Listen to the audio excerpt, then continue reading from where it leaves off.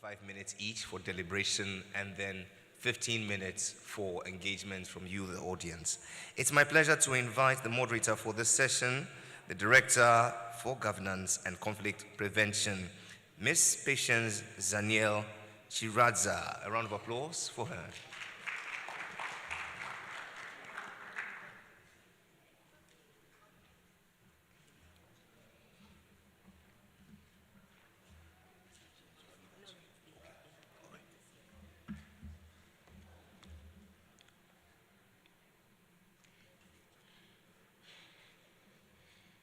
Excellencies, ladies and gentlemen, a very good afternoon to you all.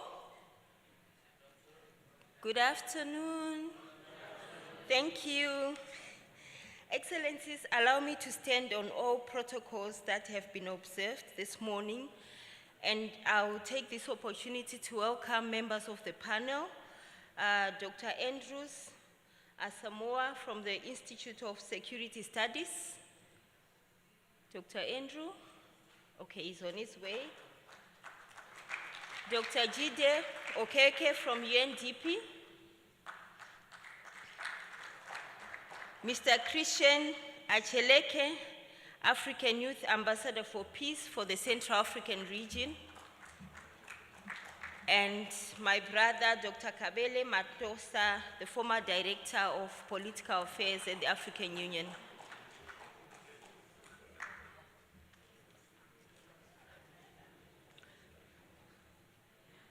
So my panelists have promised me that they will stick to the 5 minutes that I have given them. So if they fail to do so, I will ask the Peace and Security Council to sanction them.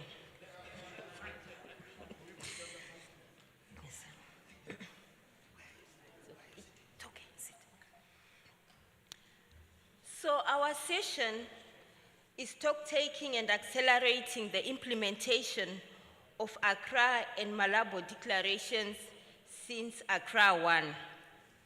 15 to 17 March 2022, we met in the same format, in the same place, and made some commitments, a few of which I will remind you, so that as the panel members take stock, they will help us see how far we have moved in terms of implementing the declarations from ACCRA 1 and Malabo. Some of the commitments made during ACCRA 1 in March 2022 include, firstly, to continue to condemn all forms of unconstitutional changes of government, to fully implement existing national, regional, and continental tools to enhance governance, peace, and security. For example, the African Governance Architecture, the African Peace and Security Architecture, and the African Peer Review Mechanisms. To address developmental challenges and inequalities in our member states. To comprehensively address factors that lead to unconstitutional changes of governments. To consider the implications of the digital revolution in view of the youth and the use of social media, to consider decriminalization of legitimate opposition political activities, to design mechanisms and programs for governance, capacity building for political parties, parliaments, public sectors, public servants, and non-state actors, among others, to strongly reject any form of internal or external interference on peace and security matters, to mobilize resources for predictable and sustainable funding, to appeal to our member states to respect their constitutions, to encourage more synergy between the AU, the RECs, and RMs in addressing issues of unconstitutional changes of government, to continue to create a conducive environment for effective participation of women and youth in peace and development processes, and also to encourage the planned UNDP-AU PAPS collaborative facility for anticipatory analysis to support countries going through complex political transitions. So these are some of the few commitments that were made in ACCRA 1. So as we take stock, we want our panelists to help us understand how far we have gone, what are the gaps, and look at what we can do better as we look at strengthening the implementation of the ACCRA and Malabo declarations. So without wasting much of your time, let me invite my panelists, starting with Dr. Andrews Asamoah from the Institute of Security Studies, to give his presentation, and all my panelists will give their presentations before I come back for the discussion with the rest of us. So Dr. Andrews, you have the floor.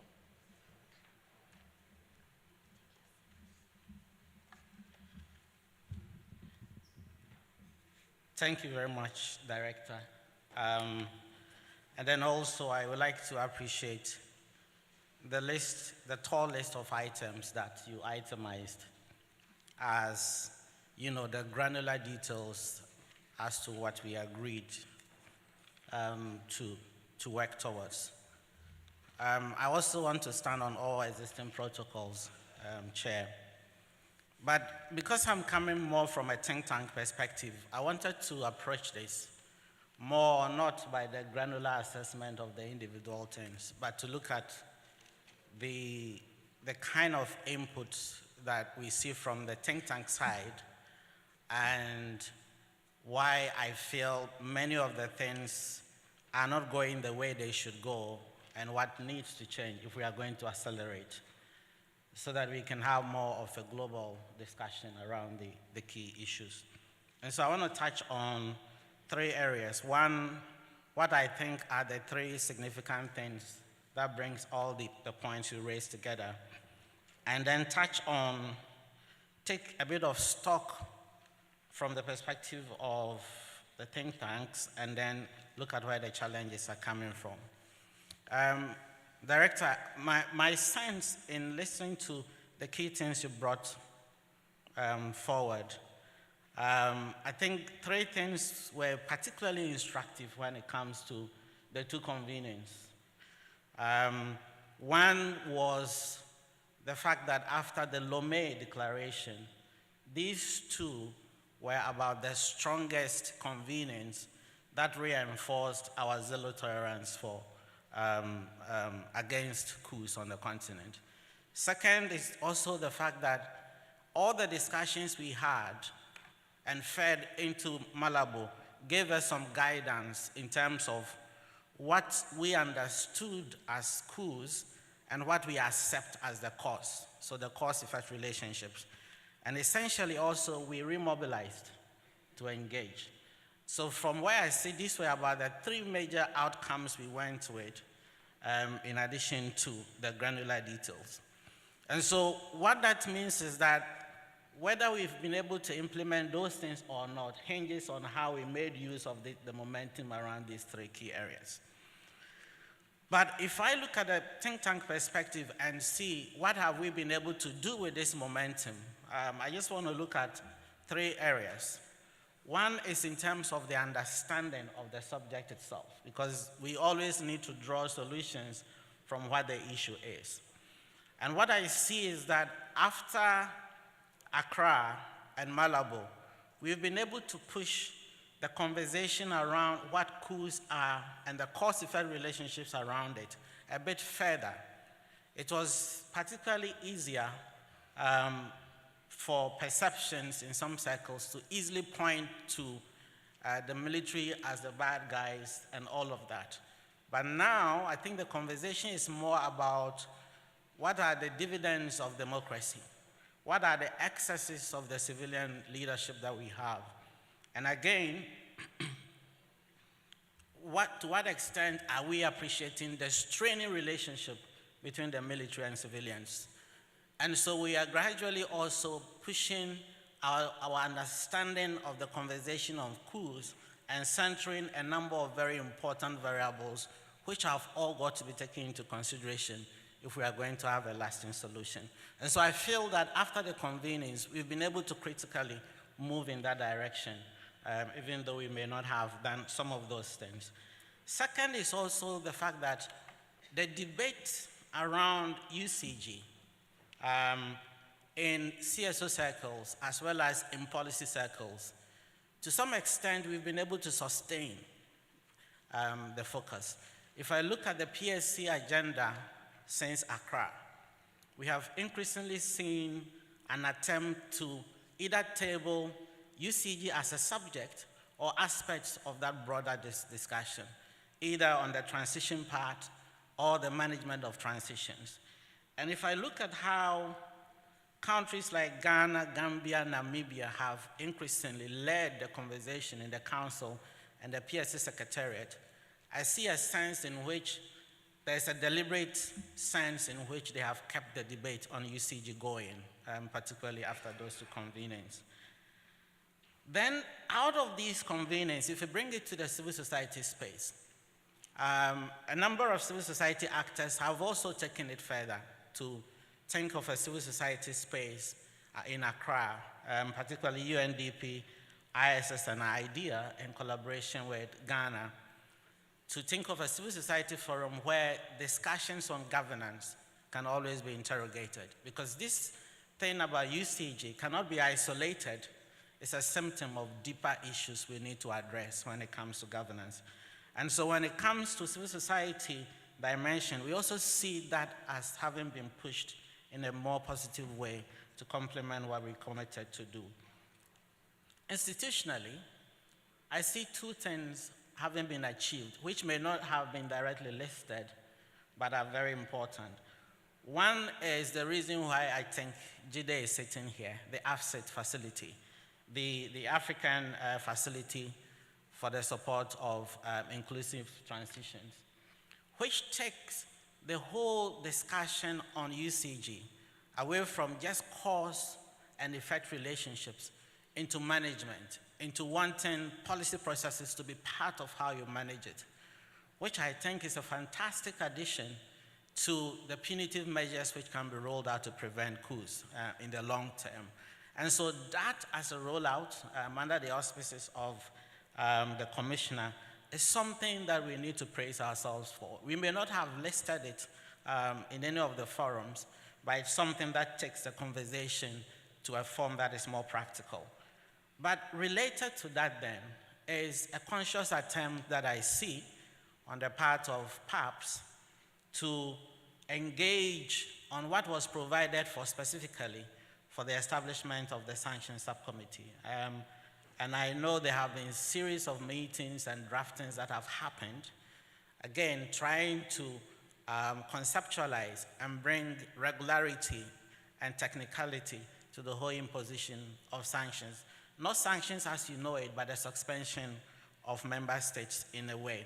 So these are things that we can say may not have been listed or listed, but have been achieved in this particular space.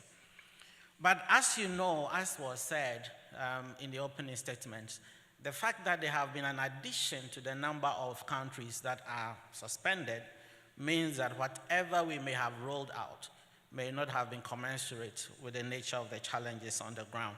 And I want to then touch on three challenges that I see.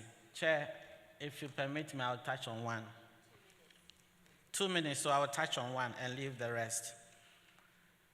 I feel that the reason why the response versus the threats we are failing, I see a response gap, is that the threats, as in the nature of the coups themselves, are changing, and they've changed. And I want to give you a lens to look at. Look at the character of the coup makers, and look at how their recalcitrance, their boldness to call the bluff of regional institutions have gone through the roof. Look at the extent to which they are willing to extract their country from regional convenience and go it alone.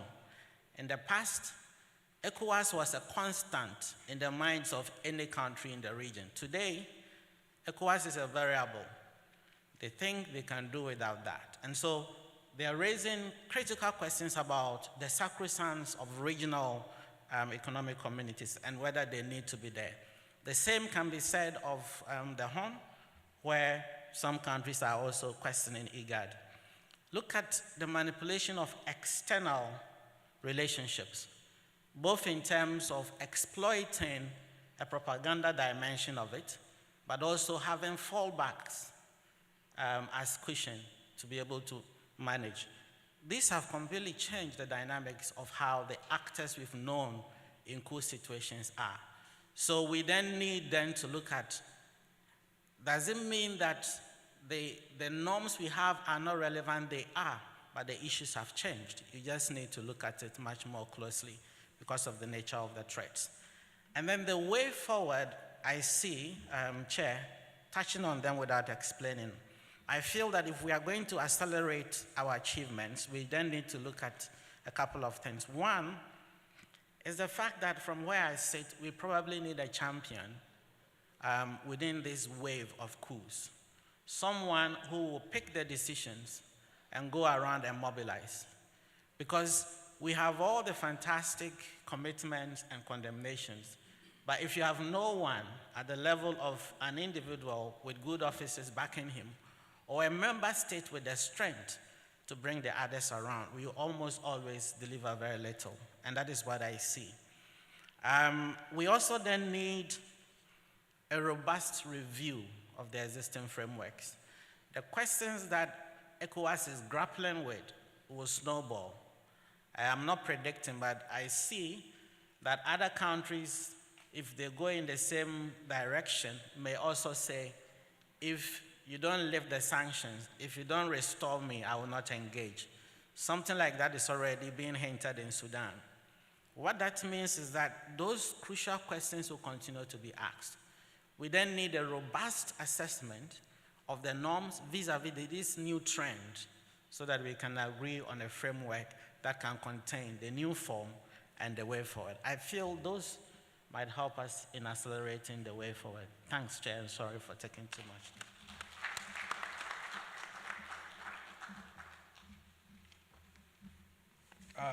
Good afternoon. I was hoping this session would happen before lunch so that you'll be all uncomfortable enough to stay awake. And now I am being challenged, and permit me for just 30 seconds to speak like a politician. 2 years ago, we were asked by the PSC and the AU Commission, as well as heads of state, to better understand the resurgence of coups. We delivered, and this is the result, soldiers and citizens. 2 years ago, we were asked to also find creative ways to begin to think about how we are managing the resurgence of coups so that we can prevent them and we can better respond as we think about restoration towards constitutional order. Again, we delivered. And all of this happened under the leadership of the African Union Commission, with the support of the PSC members, as well as the leadership of UNDP. And I would like to use this opportunity to especially thank Ambassador Bankole and my boss here, Matthias, for their leadership. A round of applause, please. Now I will speak like an international civil servant. And I hope we can all stay awake for the next 2 minutes. So in the report, Soldiers and Citizens, which was launched 15th of July last year, what was unique about the report was that we interviewed 8,000 citizens from 8 countries to better understand the resurgence of coups that we have seen on the African continent. And I wouldn't go into details because we've heard the data this morning, 8 coups since 2020. And what did they say? Some of which have been echoed today. The first is that coups are not popular. What we are seeing is the optimism that comes with change. And it's important that this was reflected in the data. Over 60% of those that we interviewed made that conclusion. The second point, which is important to note and may not have been said today, is that coups are very expensive. We did a modeling of the coup that happened in Guinea in 2008 and the coup that happened in Mali in 2012. Over a 5-year period, both contexts, the cost of the coups from those 2 countries was at least $12 billion. So coups are very expensive, both to the state and to the citizens. It's also important to note that there is a history of military coups in some of these countries. In fact, over 60% of their post-colonial history has been dominated by military governance. And this is also an important point that shapes the political culture that makes coups very likely. There is also a sub-regional specificity that we need to acknowledge. 6 out of the 8 coups that we have seen on the African continent has taken place in the Sahel, West and Central Africa. We heard the president this morning talk about the inclusion of women, and we would also add youth. And this was very much echoed in our analysis, over 70% of those that we spoke to. So if you want to make transition successful, it has to be inclusive.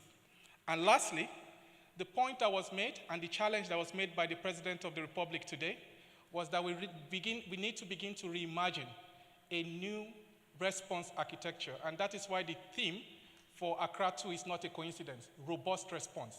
How do we begin to think about that? And that means we need to reimagine development. We need to prioritize human security. So what have we achieved through the facility? By the way, if you want the full report, we have few copies outside, but you can also scan this QR code, which will be available. I go on straight to the second aspect of my presentation, which is what we have done over the last 2 years in establishing but operationalizing the Africa facility to support inclusive transitions. What do we mean by this? I think I want to ask the question, why AFCIT and what is AFCIT about? I think there are 3 points I want to raise here. The first is that AFCIT, and most of the conversations we've had over the last few hours, is that if we can address governance, we can promote stability. If we address governance, we can prevent all the vulnerabilities that we have seen on the African continent. Not necessarily limited to coups, but other forms of instability and vulnerabilities that we find on the continent. And what AFCIT does is that it seeks to advance the enhancement of governance and to safeguard development gains. And I'll come to that a bit later.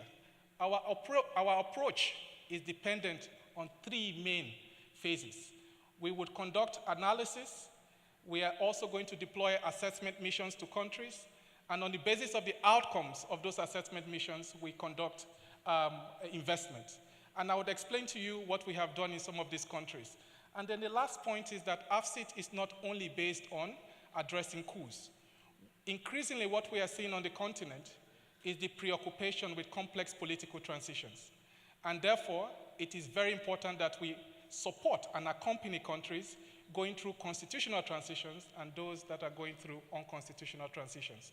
So what have we done over the last couple of years?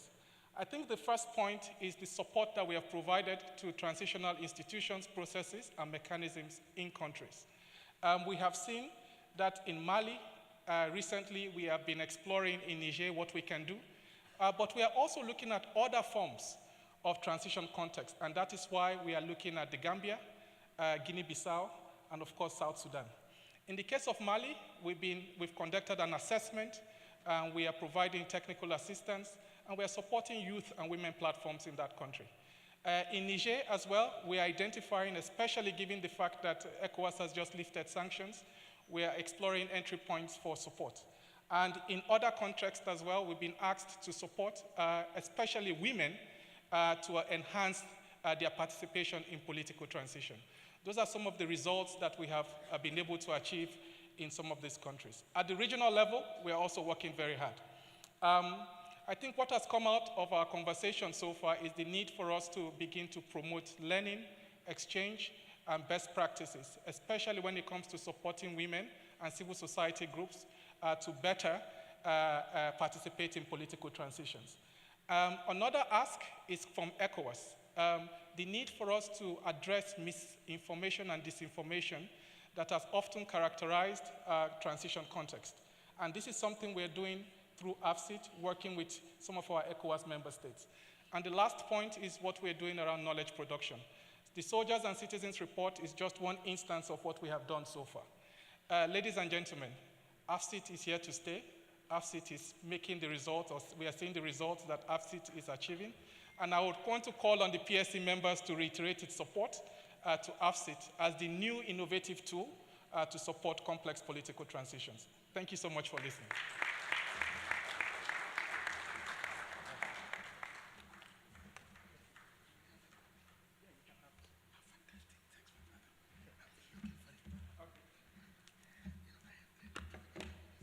Thank you very much, Dr. Jide, for this very insightful reflection. And it's indeed an honor for me as a young person, firstly, and as a young person coming from the field, secondly. Earlier today, my colleague Cynthia said we will choose not to reflect as people working in policy spaces, because what we see on the ground is that many young people who carry arms, many young people who support transition or change in government or coups do not have the opportunity to be in this room. Today, my reflections would be around the implementation, as they said, but to play a bit of the devil's advocate. Why am I playing this role? Because we are from a context where even when young people are the ones who support these transitions, they suffer the most. As a young person, I sometimes ask myself, how is my 5-10 years going to be? I don't want to find myself in a situation where I would not be able to eat good food, say hello to my kids, and keep smiling every day. My first reflection, I think we spend a lot of resources and time to develop tools, and we don't spend a lot to localize them and make people own these tools. During the coup in Niger, having worked in Niger before, I took time to speak to my peers in Niger, and I asked them what is happening. And some of them said, Christian, we are happy that there's change. But the media made it seem as if they were happy because military took over. Are we communicating enough? This is the question. Like Dr. Jide said, disinformation is the order of the day, because now we are reflecting at a time where there is social media, where information flies like wildfire. It's no longer from ear to ear. It's actually what people see. And these young people told me, Christian, we have this coup. We are happy that there's a change, but I think stakeholders are worrying about things which does not really concern us. What I think they should invest is how to help us deal when we have such situations so that we do not relapse. And Dr. Jide, you spoke about that. I struggled so hard to ensure that we could have created processes, maybe just virtually, to start training, preparing the minds of these young people how to deal with this reality they find themselves in. But there was a huge conversation only condemning. The beautiful letters of condemnation sincerely does not solve the problems. Sometimes we need to start reflecting how to deal with, because there's that aspect of the fact that most of these countries who have had these coups today had coups before. So where are we failing is what we need to ask ourselves. The second reflection I'd like to bring today is in terms of how do we ensure that we communicate effectively. The conversation is sold in a way in which it makes even young people in the continent confused. Some people say we are having this coup because of the West. Some people say we are having this coup because our governments are failing. Earlier today, Excellency Parfait said, young people are expecting that things should be done properly. But I want to shock you. Young people are no longer expecting for governments to do things the best way for them.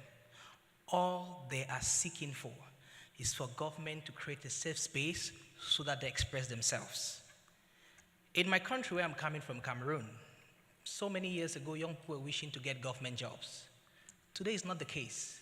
We have entrepreneurship which is on the rise, meaning that young people are ready to fill the gaps of lack of employment, governance issues, and many others to prevent coups.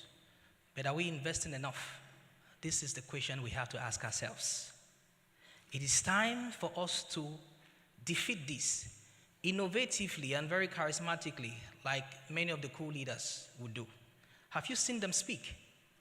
They speak with a lot of fun, pomfare, and pride. Are we doing the same when it comes to bringing the message of hope and to say, these takeovers are not the right thing to do? These are the questions we have to ask ourselves. Today, look at a country like Nigeria. Go on the internet and see the number of content creators who buy houses for their parents. without involving in any crime. Young people are seeking that our states look beyond worrying about the fact that, oh, there's unemployment and government needs to kill themselves. They can't do it all. We just need to create a safe space so that we can be able to express ourselves as young people. So as a second recommendation, Your Excellency and those seated here today, it is time that we rethink the reflection of resolving Africa's problem, only worrying about governments and worrying about international development partners, and looking to young people who have the capacity to make it work. And just an anecdote, a young entertainer in Nigeria, Davido, on his birthday, raised over $600,000 just by asking people to help. Yet, we are not valuing the ability of these young people to solve the problems that we face every day in our country that has exposed us to the kind of issues we are facing. Your Excellencies, ladies and gentlemen, my third reflection, it's really appreciating the whole idea of AFSI. It came at the very right time. And why is it important? Like he rightly said, it's looking beyond just schools. Because sometimes we might be worrying a lot to look at the cool perspective of it, but new things are happening every day. New dimensions of it are happening every day. And yet, we'll be faced by the blame game. People always say Africans do not learn from their experiences. It happened in A, it happened in B, are we learning from it? I think that creating a space where we can be able to build knowledge is very important. Unfortunately, most of the transformative things that happens are not documented enough. Knowledge about the continent still yet does not come from the continent. How many times do we call young people to tell their own stories? These are the questions we have to ask ourselves. Because today we are saying, if you tell our stories without us, without our reflection, we will not value it. To round up, my reflection is, Your Excellency and members of the PSC, you have worked hard to set processes for young people to lead in peace and security. It is the time to also build champions in these spaces. When we are credible, we have the opportunity to drive messages. There is a country that when elections had issues, the opposition party called young people to go to the street. And what did they ask the opposition party? Where are your kids? They're in the US having fun, and you want us to go to the street. This is the kind of message that we need to teach, help, and groom young people to understand so that we can question even when we are hungry, so that we can call to order even when we don't have jobs, because we know that peace is ours and that we've been given the place to lead peace. So ladies and gentlemen, these are key reflections I wanted to make, and thank you so much for your kind attention. Thank you.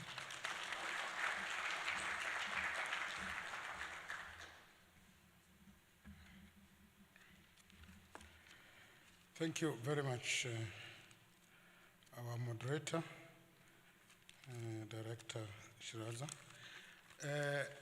Excellencies, ladies and gentlemen, all protocols duly observed to save time. I'm going to make just 3 points as I reflect on the ACCRA 1 and Malabo, and coming back to ACCRA, so that we actually are concrete in terms of what this process should come out with, and how then those recommendations that will come from this forum are effectively implemented. So I'm going to make just 3 points in reflections. But before I do that, let me just create, build. À travers vous, je voudrais féliciter les panélistes pour leur input, et pour les informations fort utiles qu'ils ont partagées. Et à cet égard, je voudrais peut-être solliciter donc le lien sur le rapport Soldiers and Citizens. Si vous pouvez partager le lien, ce serait bien. Maintenant, le commentaire de fond que je souhaiterais faire, c'est que ce point qui représente un peu notre exercice et qui consiste un peu à faire le point sur ce qui a été fait depuis Malabo et depuis ACCRA 1, et puis le souci d'accélérer les choses, c'est un point qui est tout à fait pertinent, mais je pense qu'il ne doit pas être ponctuel. C'est-à-dire il faudrait, chacun d'entre vous, à sa manière, a fait un bilan assez pertinent, mais je pense qu'il faudrait formaliser et systématiser l'évaluation après chaque édition d'ACCRA. En quoi faisant, peut-être, j'ai quelques pistes que je voudrais partager. Soit peut-être on ferait, mais ça je le laisse entre les mains des autorités ghanéennes et des organisateurs, un pré-forum qui sera uniquement consacré à l'évaluation de ce qui a été fait avant la prochaine édition, ou bien tout simplement le point sur l'évaluation doit être un point permanent à chaque ordre du jour de chaque édition. Je pense que c'est extrêmement important. On peut également penser à la possibilité au niveau du CPS, voilà, d'avoir toujours à l'ordre du jour un point avant chaque tenue d'une édition d'ACCRA, et puis avec une réunion qui sera inclusive, qui pourra regrouper toutes les parties prenantes. Voilà la réflexion que je souhaiterais partager avec vous. Voilà, et je sollicite vos vues sur cette réflexion. Merci beaucoup.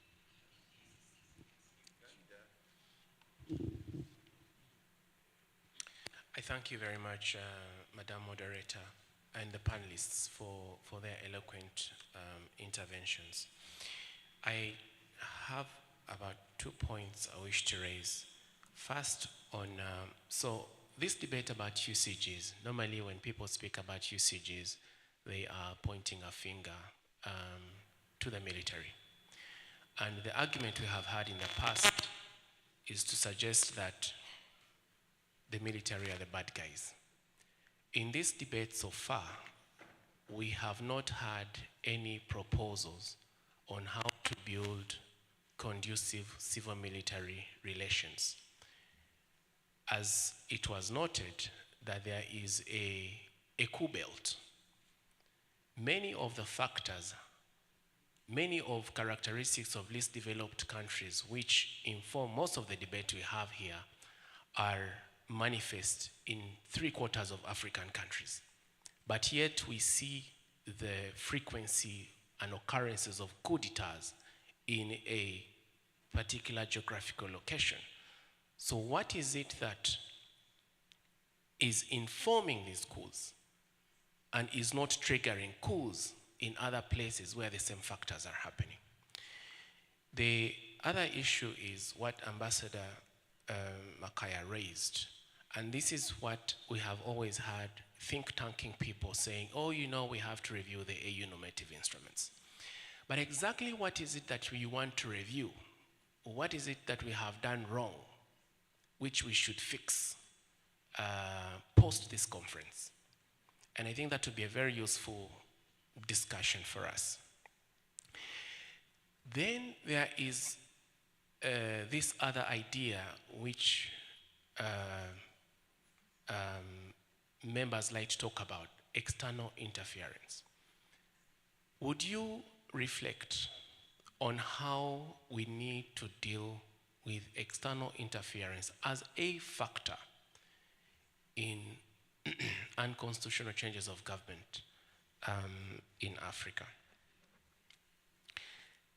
Finally, one plus, the idea that Andy spoke about, and I think here you were reflecting about the 3 countries that were threatening or have threatened to get out of ECOWAS.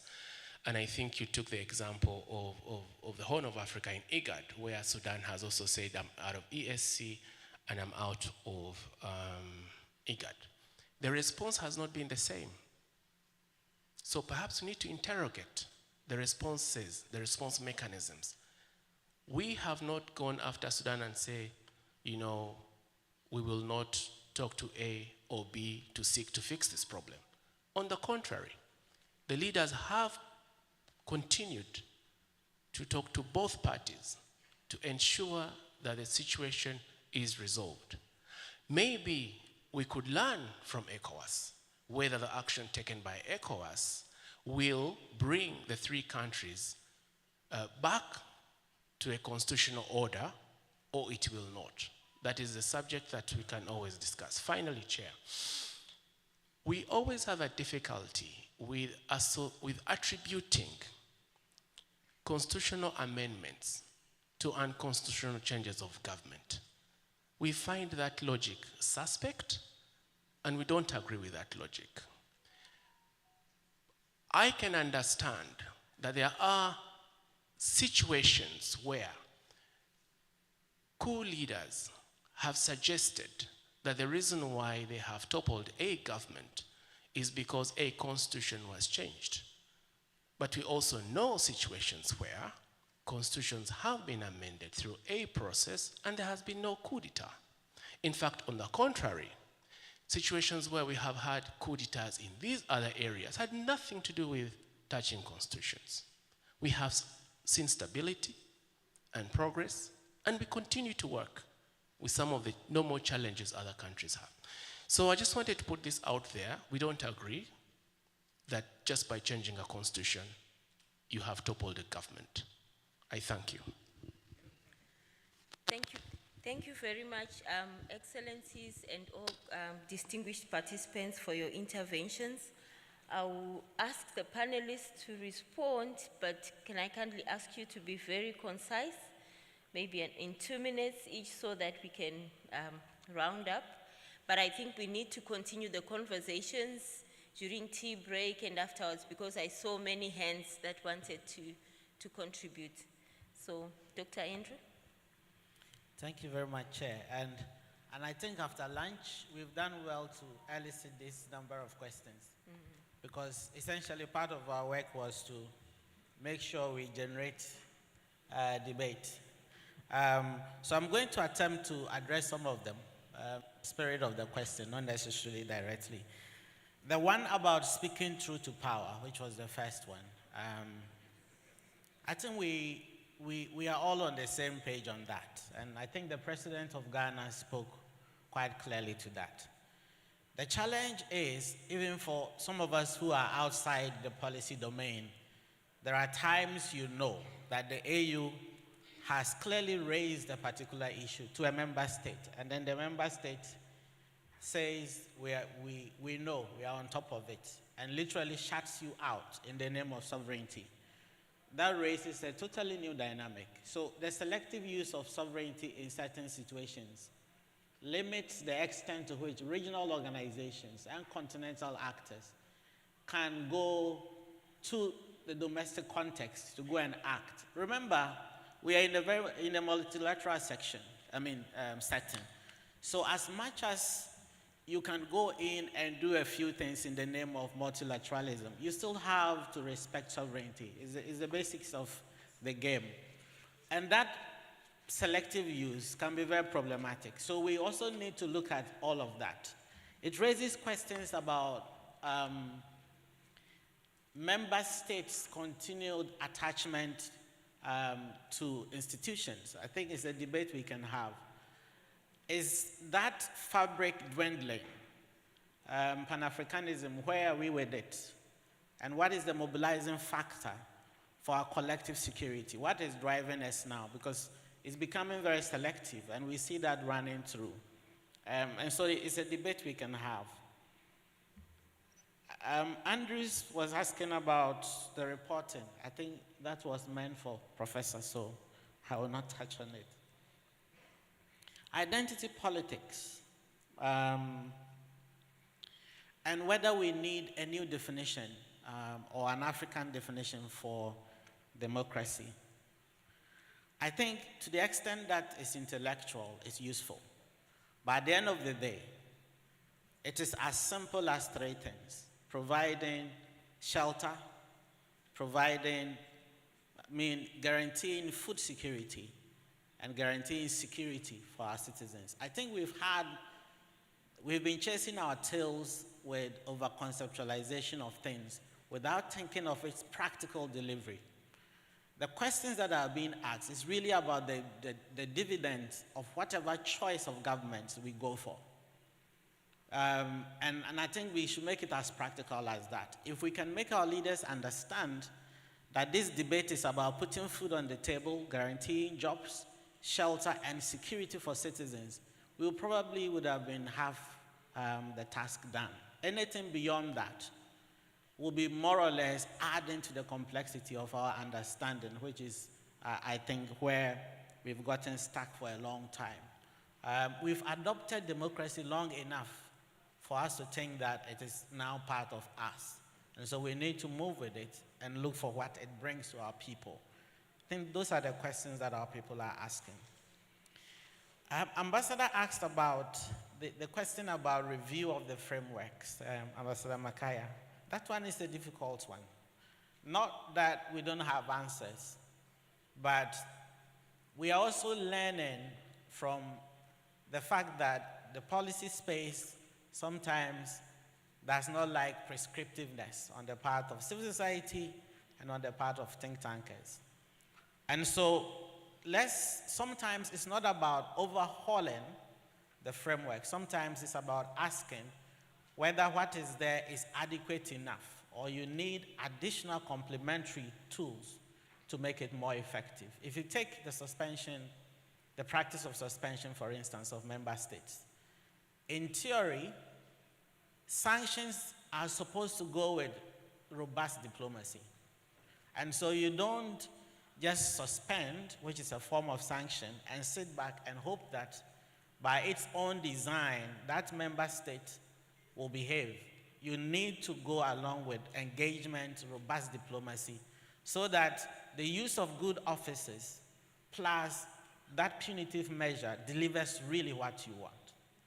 And so when we talk about reviewing those frameworks, we are talking about some of those practical applications. And so it's not just about reviewing the framing, it's also about the approach to implementation, the kind of actors rolled out into it, and at the end of the day, how you are measuring outcome, because it can always be better. So using that as an example, when we say robust frameworks, some of the frameworks clearly have gaps that would need to be fixed. I mean, we can go blow by blow, but I guess the time.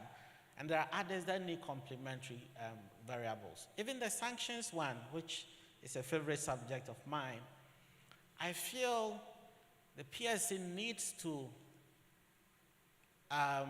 push away the pressure on yourself to a more technical level, which has to do with the establishment of the sanctions committee, so that you have a technical way of assessing and bringing it to you so that you can take your decisions, whichever way it goes. So that alone, there are many things that can be added, for instance, going forward.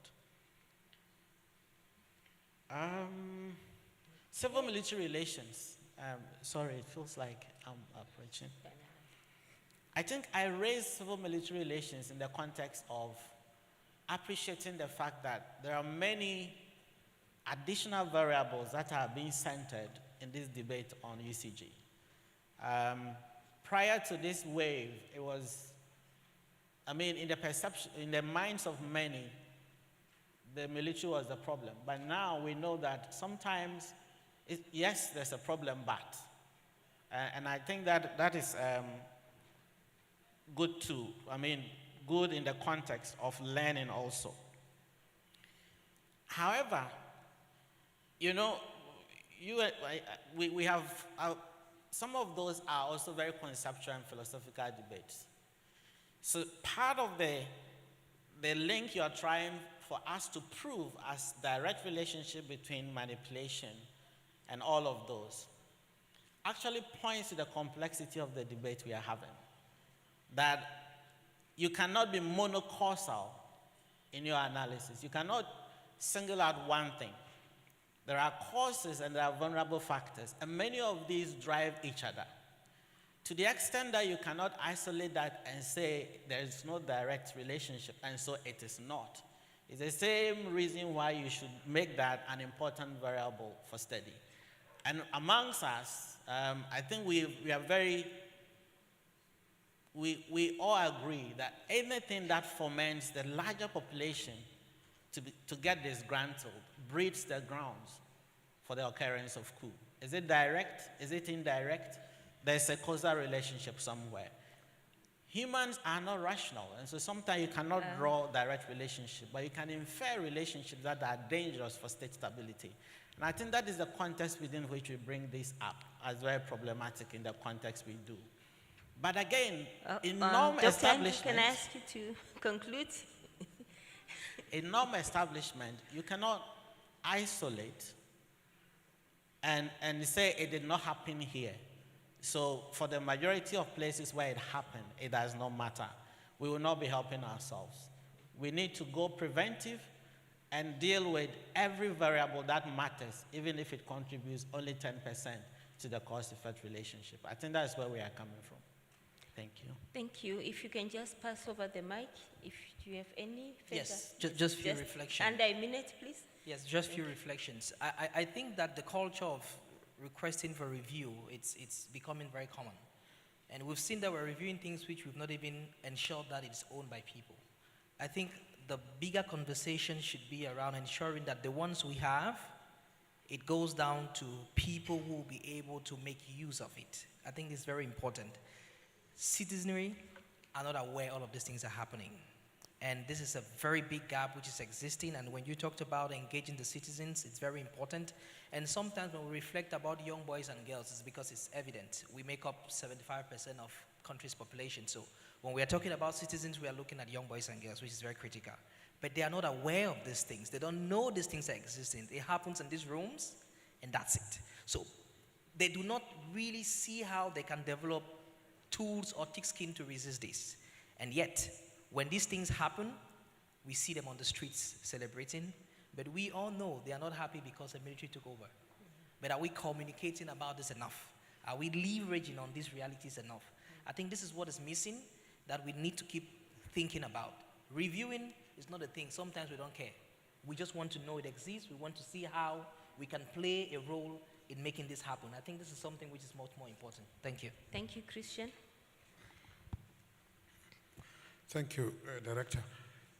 Let me just touch very briefly on the three questions directed to me, very briefly. First, with the distinguished ambassadors. Ambassador Mackay, the issue around recalibrating institutions is actually pretty much linked to what Andrew was talking about, revisiting the norms. Because we can't just revisit the norms without touching the institutional framework that is supposed to bring into effect those norms. That's the logic. So when we talk of the Lome Declaration being reviewed, the gaps in the African Charter on Democracy, Elections and Governance being the gaps being filled, any gaps in the protocol on the PSC, establishing the PSC, being filled, we will not be effective if we don't touch the institutional architecture that is supposed to put that in place. That's the logic. And my proposal actually was that as we do that, we need to, at the back of our minds, be thinking more on preventive diplomacy. That's my proposal, Ambassador. The issue around external interference is extremely important, Ambassador. I agree with you. We are also weak. When I say we, actually, I'm talking about the AU and RACs and RIMS. We are a bit weak in that area because the norm that we have on, for example, mercenaries is an old, very old norm. I think the 70s, 77.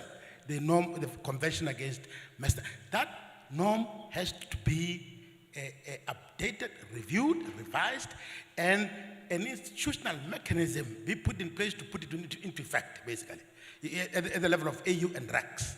But I think Ambassador Mackay raised an important point. I think it will be part of our conversation in this forum, of the citizens. I don't want to answer that. Probably my good friend will deal with it from the citizens and soldiers' perspective. What is the role of citizens? I'm not going to touch on that one. I'm going to go quickly to the African Charter on Democracy, Elections and Governance, Excellencies. The charter was developed in 2007, adopted in 2007, came into force in 2012. But up to now, out of our 55 member states, only 46, if my memory serves me well, have signed. And only 46 have signed. 38 have ratified.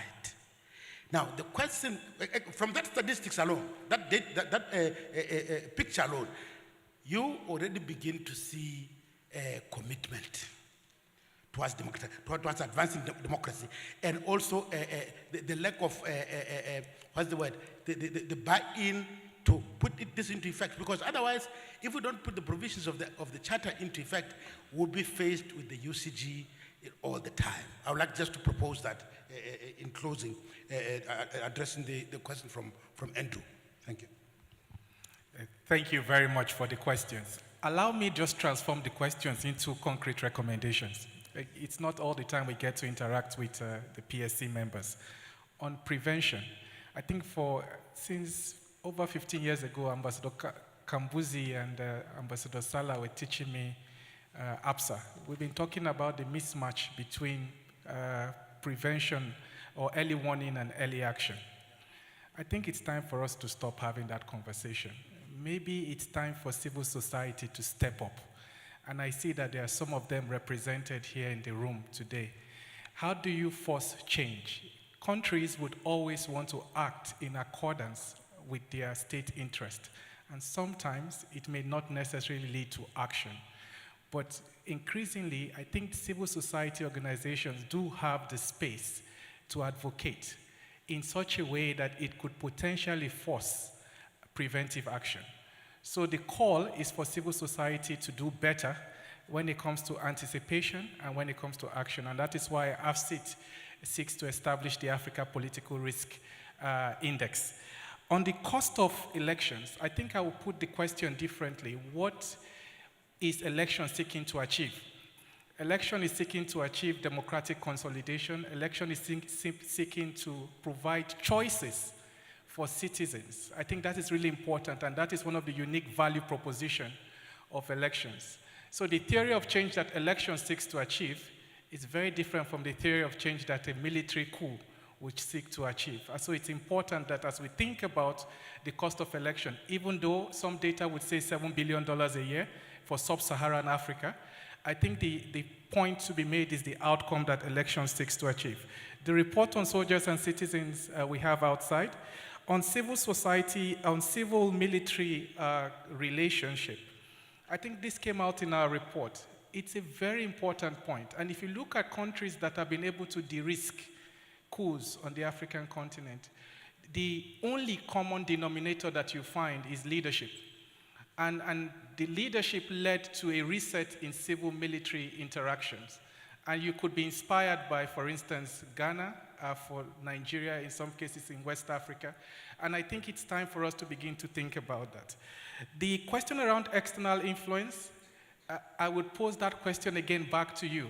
When haven't we been influenced from the outside as a continent? I think even before the creation of the modern state.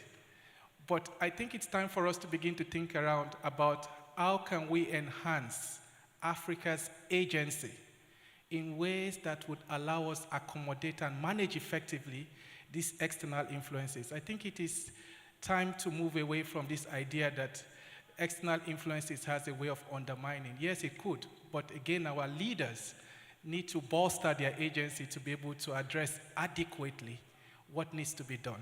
And this is really a charge, and we need to be inspired by some countries on the African continent that has been able to do this. Thank you so much. Thank you very much to our panelists. As you can see, this is a conversation that needs to carry on. We still have so many unanswered questions. We still have so many points to think about. So I'm not going to try and summarize everything, but just give a round of applause to our panelists and to thank the MC for being patient. And we hand over this time back to the MC. Thank you very much. Ladies and gentlemen, a round of applause for our efficient moderator and her panel. A group photo together, and then you are all discharged. One group photo together.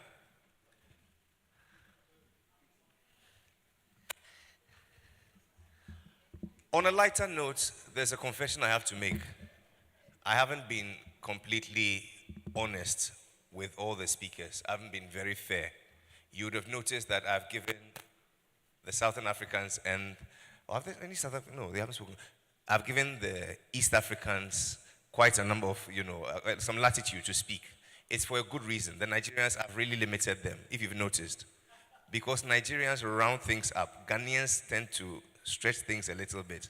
South Africans are the West. Shall I give you an experiment? So let's take a simple experiment, all right? The country doctor told Mandela to drink a glass of water if he wants power for 1 hour. Simple.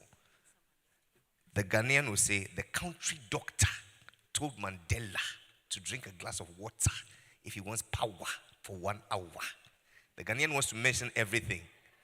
The Nigerian will say, the country doctor told Mandela to drink a glass of water if he wants power for 1 hour. Are any South Africans here? Southern Africans, Namibians? The country doctor told Mandela to drink a glass of water if he wants power for 1 hour. That is 2 minutes of our time gone. But you know my favorite Africans? My favorite Africans are the Caribbeans. Because you see Ratty and you give that same script to Ratty. Ratty will look at it and say, Jerry, you want me to say you think or me think? I say, Ratty, say anything. Mandela drink water for 1 hour. That's all. He's finished. And so in the spirit of the Caribbean, we're going to zoom straight into our next panel, which will last for 45 minutes. I promise you, no more, no less. Make welcome, ladies and gentlemen, our moderator, Ambassador Mbari Kalikse Aristide, the head of Division Democracy, Elections, and Governance at the African Union Commission. Please, a round of applause for him. Somebody left a phone. Please, if it's yours, see me for collection. Thank you. Merci beaucoup, Monsieur le modérateur. Nous prenons note que nous avons 45 minutes.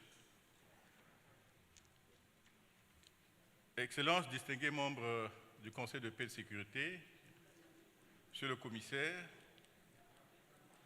distingués participants à ce forum, nous abordons donc la troisième session de la journée et la dernière. Cette session qui est consacrée aux facteurs structurels et causes profondes des changements anticonstitutionnels du gouvernement, en insistant sur l'impact et la rétrospection. Vous avez constaté que depuis ce matin, nous avons passé en revue les questions des changements anticonstitutionnels du gouvernement. Nous avons élaboré très longuement sur les causes, sur l'impact, les impacts. L'heure est venue de pouvoir aller au fond de la chose et nous pouvons dire que cette session nous met au cœur de notre préoccupation des impacts, des causes profondes d'abord, des changements anticonstitutionnels du gouvernement et de leur impact. Pour nous en parler, nous avons un panel constitué de son Excellence, l'ambassadeur Ouassa, ambassadeur du Congo et membre du Conseil de paix et de sécurité, à pouvoir nous rejoindre à la table. Nous invitons professeur Badjo Jani de la Côte d'Ivoire, s'il est dans la salle, de bien vouloir nous rejoindre au podium. Nous invitons Dr Wafa, s'il est dans la salle, de bien vouloir nous rejoindre. Nous invitons Dr Kambouzi, s'il est dans la salle, de nous rejoindre également. Nous invitons ambassadeur Hakim Fayomi, s'il est dans la salle. Ambassador, please, kindly join us on the podium. Et j'invite également M. Daniel Obal, qui représente les jeunes, conseiller en matière de jeunesse, à nous retrouver également sur ce podium.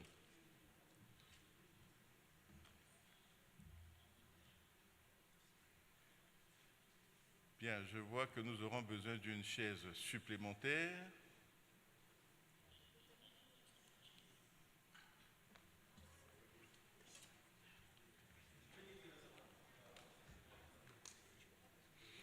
Alors, je disais tout à l'heure qu'après avoir fait le tour d'horizon de l'état de la démocratie et de la gouvernance sur le continent, Et après avoir fixé le cadre, n'est-ce pas, de la déclaration d'ACCRA 1 et de Malabo, et toutes les discussions qui ont entouré justement l'état de mise en œuvre des recommandations de ces déclarations, eh bien, il est important aujourd'hui de dire pourquoi, malgré tout cela, nous en sommes là aujourd'hui à parler de changement anticonstitutionnel du gouvernement. Qu'est-ce qui n'a pas marché? Pourquoi est-ce qu'après ACCRA 2, nous soyons aujourd'hui en train de parler, de compter 2 autres coups qui sont intervenus, alors qu'on aurait logiquement espéré ne plus avoir ces coups? Qu'est-ce qui n'a pas marché? Qu'est-ce qu'on n'a pas bien fait ou qu'on n'a pas suffisamment fait pour éviter que cela arrive? Ou tout simplement, cela est inévitable. Mais pour nous permettre de porter la réflexion, il est important que nous puissions repartir sur les causes profondes. Est-ce qu'à ACCRA 1, nous étions restés superficiels et que nous étions passés à côté des questions fondamentales? Quels sont les impacts aujourd'hui lorsqu'on considère tout ce qui a été fait, lorsqu'on considère toutes les allégations qui sont formulées par les citoyens africains aujourd'hui qui estiment être lésés lorsque des sanctions sont prises pour appliquer les positions de principe de nos organisations et qui malheureusement les affectent dans leur vie et dans leur quotidien. Ce sont toutes ces préoccupations qu'il nous faudra voir. Je ne voudrais pas commencer par évoquer ces questions pour parler des questions de la mauvaise gouvernance, pour parler de la rupture du contrat social dont on a parlé depuis ce matin entre les dirigeants et le peuple. Je ne voudrais pas non plus évoquer les autres causes, par exemple le rôle de l'armée, le rôle des acteurs nationaux, la faiblesse des institutions ou autres. Autrement dit, je serai en train de faire le travail des intervenants. C'est pourquoi je ne vais pas insister là-dessus.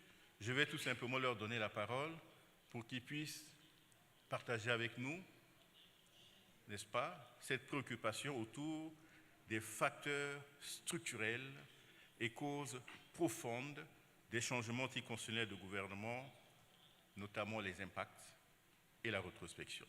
Le premier à nous faire cette présentation sera donc l'ambassadeur Daniel Ouassa, qui j'avais présenté comme ambassadeur de la République du Congo en Éthiopie, et donc membre du Conseil de paix et de sécurité. Il est panéliste aujourd'hui parce qu'il a rédigé un livre. Il a rédigé un livre sur les coups d'État. C'est quelqu'un, voilà un autre qui a fait les calculs, n'est-ce pas, de tous les coups d'État qui ont eu lieu. Nous allons lui demander quelle est la lecture qu'il fait. Après avoir comptabilisé tous ces coups d'État, quelles sont les leçons que nous tirons ou qui va nous aider à tirer de sa réflexion. Ambassadeur.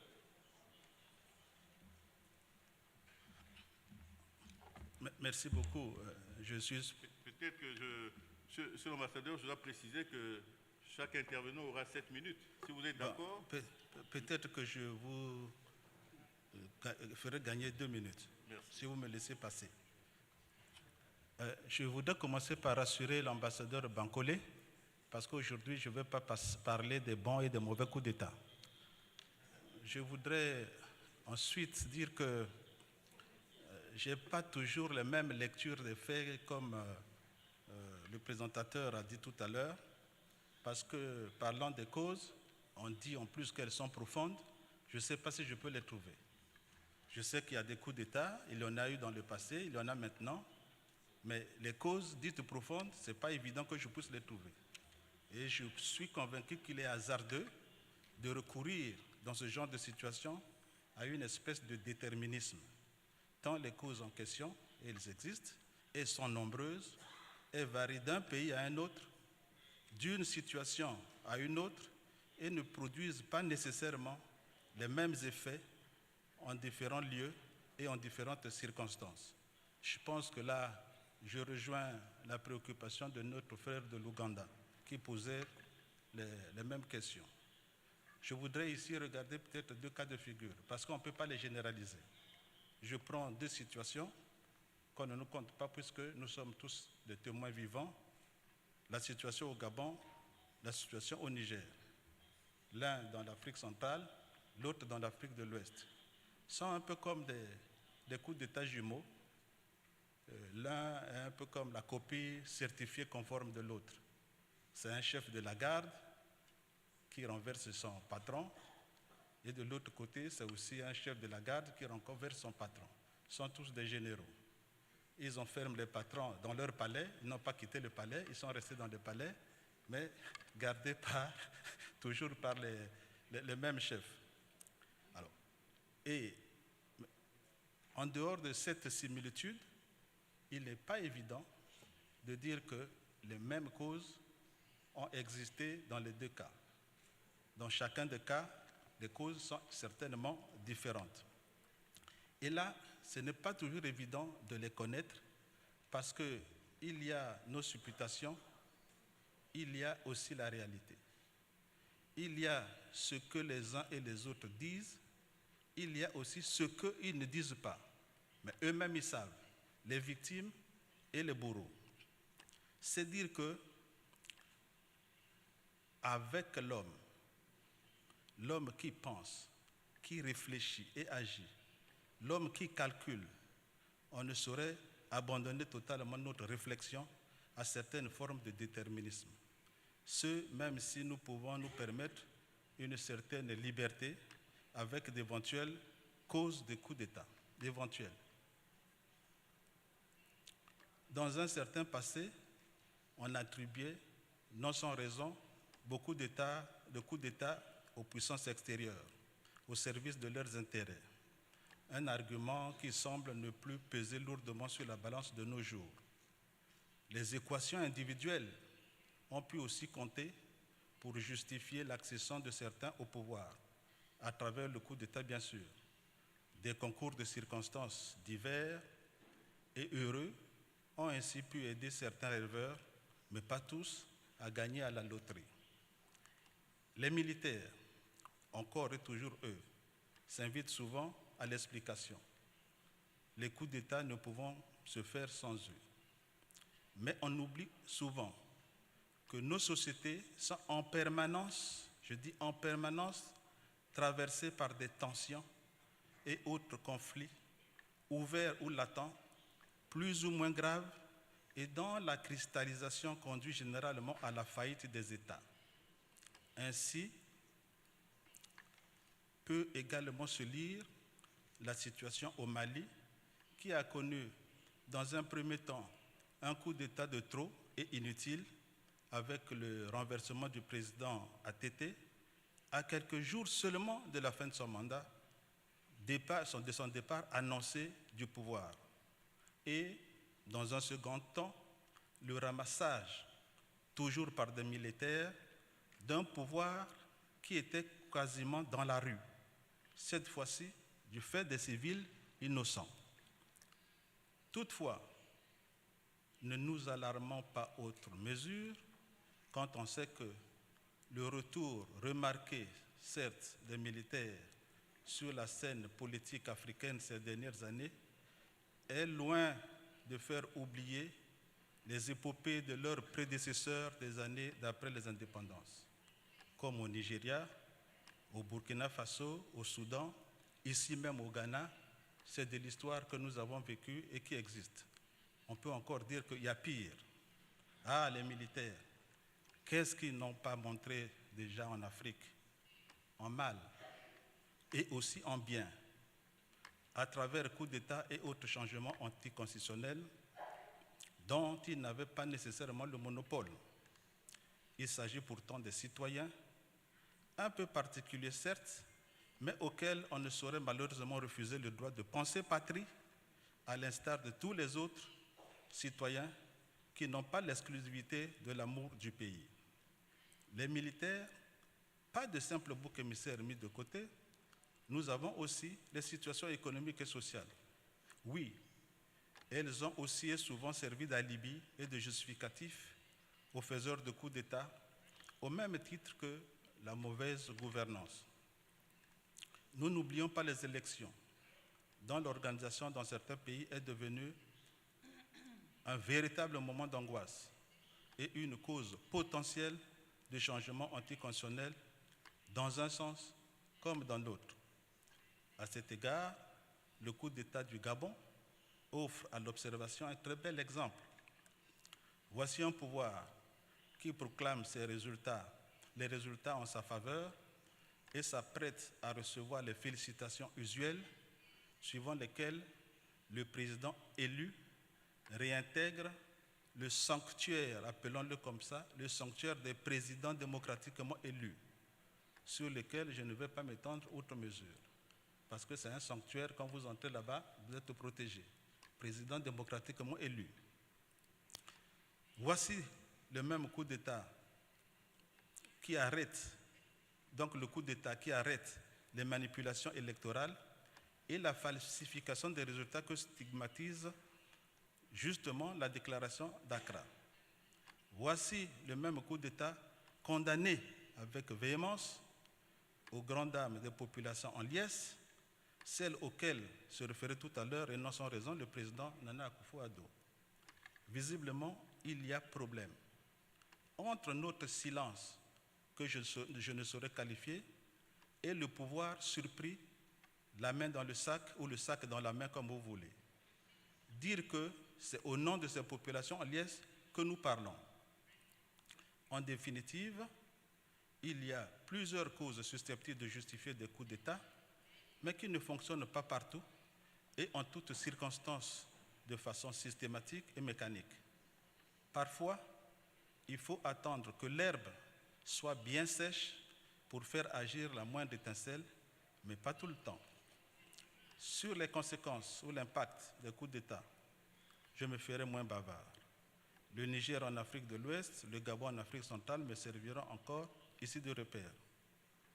Je prends seulement le plan sous-régional et de l'intégration pour indiquer que d'un côté, il y a le Niger qui est allé jusqu'à se retirer de la CEDEAO et que de l'autre, le Gabon a totalement repris sa place au sein de la CEAC. Est-ce dû au sort réservé aux deux pays différents, le sort différent réservé aux deux pays par leurs communautés économiques respectives, auxquelles s'ajouteraient, on peut dire, les contextes sous-régionaux également différents? Est-ce qu'on peut aller plus loin? Difficile de l'affirmer aujourd'hui par manque de recul nécessaire, et c'est le temps, pas le nôtre, mais celui des historiens, qui permettra avec plus d'assurance de mesurer les impacts des actes que nous posons et des décisions que nous prenons aujourd'hui. La CEDEAO encore, avec le Niger, avec les 3 pays qui sont retirés, aujourd'hui c'est difficile de dire exactement si l'acte est bon ou pas, mais c'est avec le temps qu'on pourra le savoir. Sur un plus long terme, je peux me demander encore si,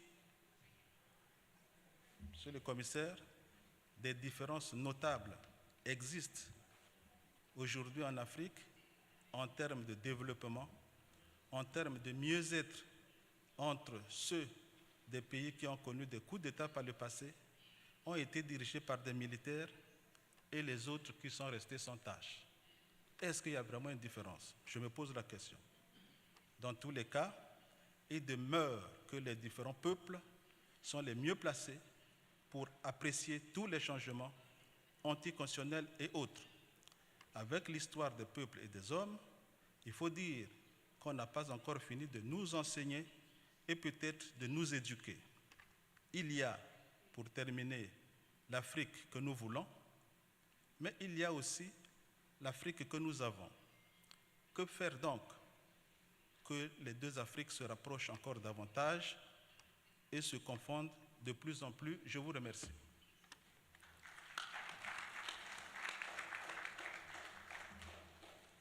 Merci beaucoup, Excellence.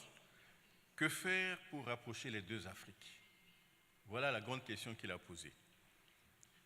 C'est une question fondamentale, n'est-ce pas, qui résume tout ce que ce peuple exprime, qui voudrait voir, n'est-ce pas, son leadership se rapprocher de la réalité qu'il vit au quotidien.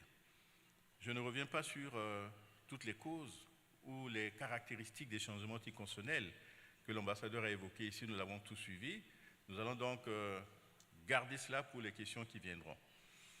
L'Union africaine, et je dois préciser, le Conseil de paix et de sécurité, lors de sa 1030e réunion, qui s'est tenue le 10 septembre 2021, avait demandé à la Commission de l'Union africaine d'entreprendre une analyse complète et objective, n'est-ce pas, sur les causes profondes et l'impact des changements anticonstitutionnels du gouvernement résultant de processus démocratiques non consensuels et ou politiquement manipulés. Cette étude est en cours et nous avons sur ce plateau certains membres de ce comité qui vont partager déjà avec nous quelques éléments de leur réflexion afin d'enrichir nos discussions en attendant que nous leur donnions la possibilité de terminer ces études, bien évidemment enrichies de vos observations. Je vais donc demander à Dr Kambouzi, Edmond Kambouzi, de nous dire deux mots, tout juste, deux mots, sur ce travail qu'ils sont en train de faire en tant que coprésident de ce groupe, avant que nous ne donnions la parole aux deux professeurs, aux deux dames qui sont également membres de ce comité, de pouvoir partager avec nous les observations de leurs études préliminaires. Merci. Dr Kambouzi.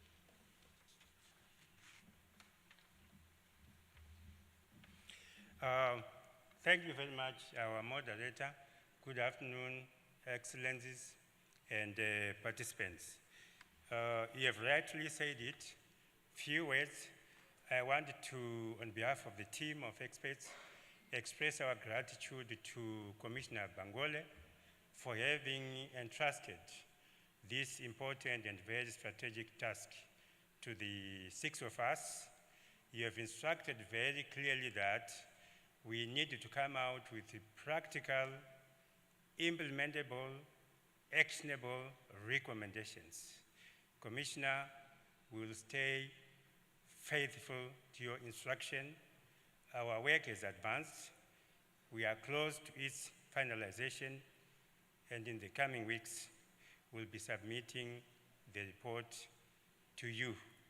And I undertake we will try our best to bring to you practical recommendations. Thank you very much. Thank you, Dr. Kambouzi. Je voudrais inviter maintenant professeur Dr. Wafa. Dr. Wafa, professeur Badjo d'abord. Alors, professeur Badjo Djekouridjani est professeur de droit à l'université de Cocody, en Côte d'Ivoire. C'est elle qui va d'abord intervenir, ensuite suivi par Dr. Wafa.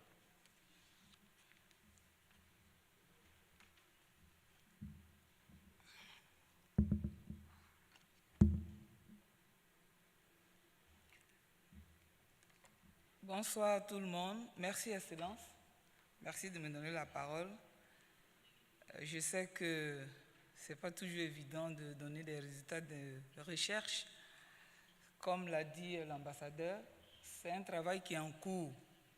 Et nous avions une méthodologie. Nous avons souhaité qu'il y ait un travail en profondeur. Parce que tout ce que nous allons dire, que nous avons dit encore ce soir, nous le savons déjà. Et même ce que je vais dire là, je sais que vous le savez déjà. Mais il est important, dans le cadre de cette étude, de creuser les profondeurs. Et donc, comme c'est une étude, elle est en cours, vous allez patienter peut-être à ACCRA 3. ACCRA 3 pourra vous donner les résultats. Moi, je vais intervenir très rapidement sur quelques causes profondes qui engendrent, bien sûr, qui contiennent des facteurs. Et Dr Wafa tout à l'heure, indirect ou intermédiaire, qui montrent un fort potentiel catalytique ou déclencheur. Et enfin, se positionnent en pôle position les facteurs directs ou immédiats en ce qu'ils provoquent aussitôt les changements anticonstitutionnels de gouvernement. D'abord, les facteurs structurels ou systémiques. Ces facteurs sont bien ancrés dans l'architecture institutionnelle, l'écosystème politique et les relations de pouvoir. Ils sont généralement sous-jacents au contexte et à la structure institutionnelle et politique et requièrent de creuser dans la profondeur de l'État africain. On peut entre autres citer, parmi ces facteurs, comme on l'a dit, ils ne sont pas exhaustifs. Donc on va citer quelques-uns. Certainement, l'ambassadeur l'a dit aussi, il y en a qui se recoupent, on va dire, se retrouvent à des endroits précis, et il y en a qui sont éparpillés sur le continent. Alors, le poids du passé hérité en matière de changement anticonstitutionnel de gouvernement, par exemple, l'histoire des coups d'État militaires a souvent été le soubassement de coups d'État postérieurs. Donc, on se sert du passé pour projeter dans l'avenir. Un autre élément, les antécédents lourds et récurrents de mauvaise gouvernance. Par exemple, les dysfonctionnements des services publics, la corruption, etc. Il y a plusieurs maux qui minent nos secteurs et nos sociétés, on va même dire nos cités. La faiblesse du contrat social, on en a déjà parlé. Est-ce qu'il y a une confiance solide entre le citoyen et celui qui va le gouverner? Et à cela, il faut ajouter les relations civilo-militaires débouchant aussi souvent sur des conflits. Donc, ce n'est pas toujours que les gouvernants s'entendent avec les militaires. Ils se regardent en chiens défaillants.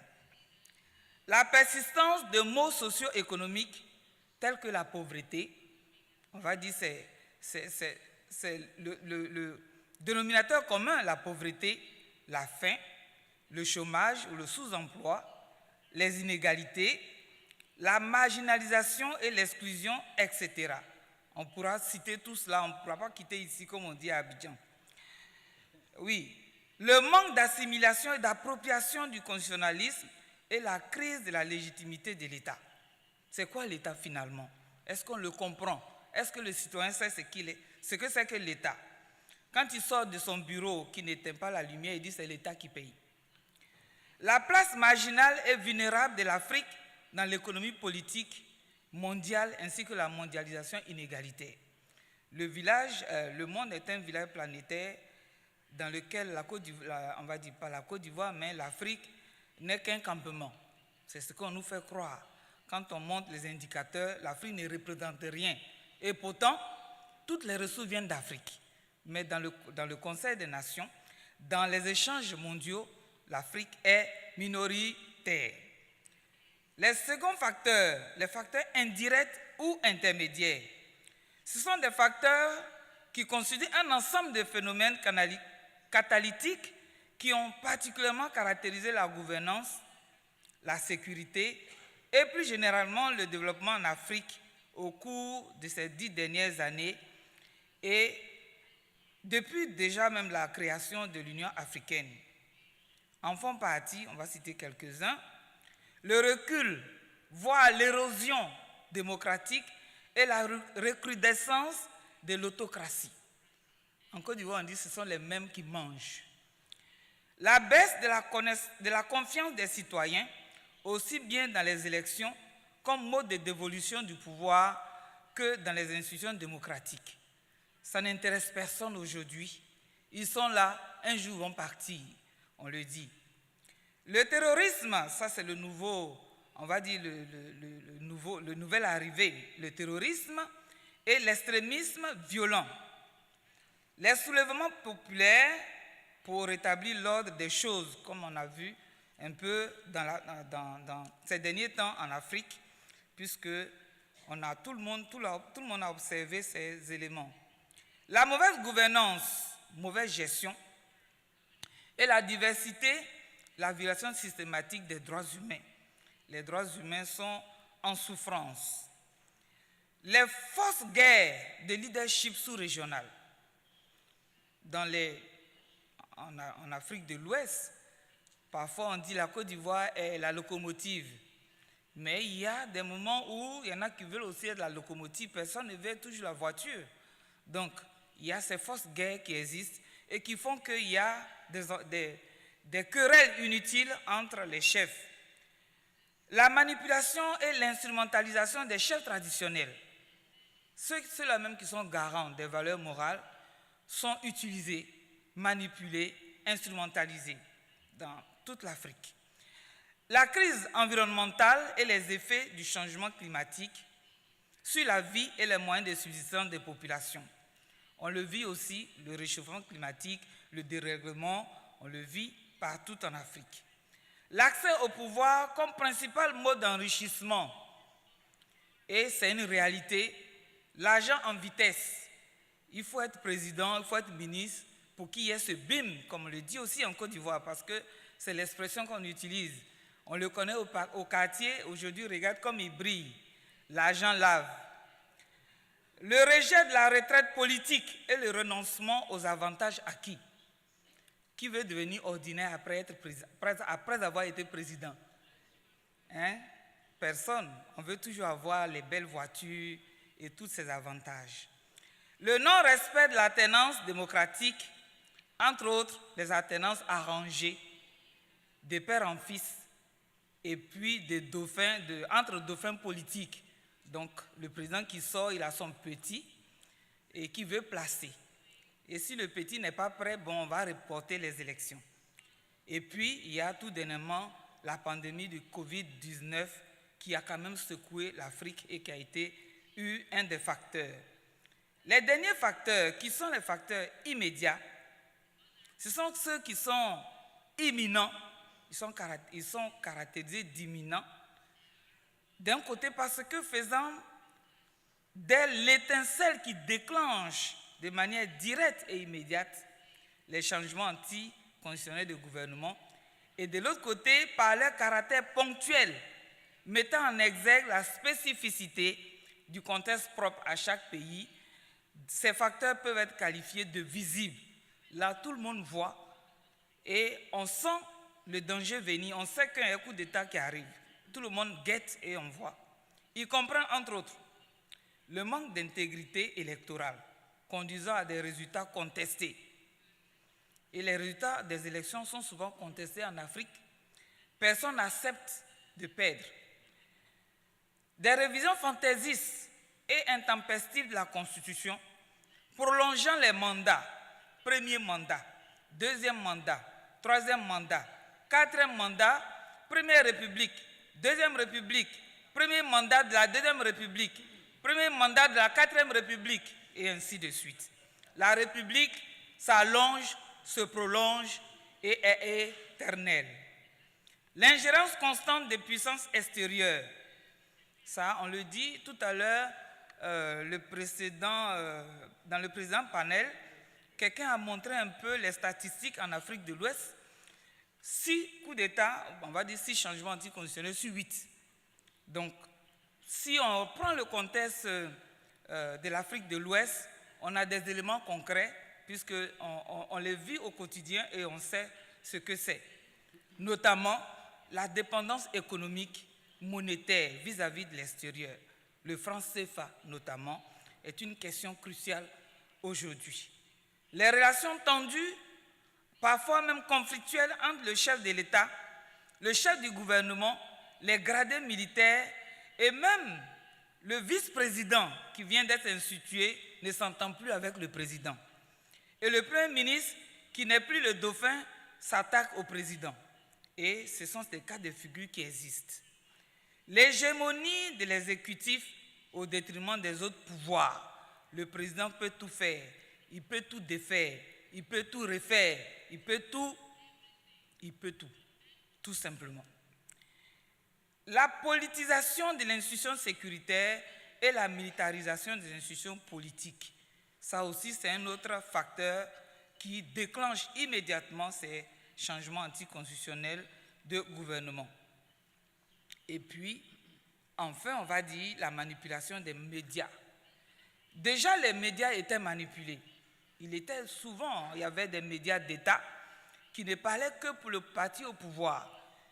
Aujourd'hui, il y a une libéralisation de ces médias, mais il y a un autre mal qui est venu s'ajouter, bon, je ne sais pas si c'est vraiment un mal nécessaire, les réseaux sociaux. Sur les réseaux sociaux, il y a tout. Tout n'est pas net sur le net. Donc il y a les fake news, il y a les real news, et puis il y a des news même qui sont fabriquées et tu les vois venir et ça vient vraiment.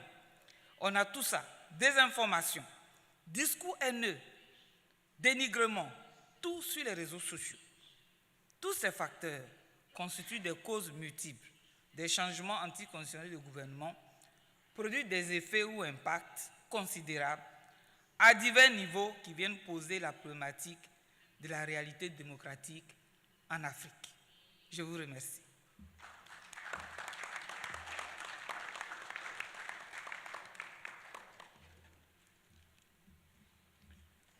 J'ai compris que si je m'étais permis d'arrêter professeur Badjo, c'est vous qui alliez m'arrêter. C'est pourquoi je lui ai laissé le temps de parler plus longuement, mais je ne pense pas que je serai indulgent avec ceux qui viendront après, puisque vous-même, je suis convaincu, vous avez également des éléments à ajouter en ce qui concerne les causes et les facteurs de changement anticonstitutionnel de gouvernement.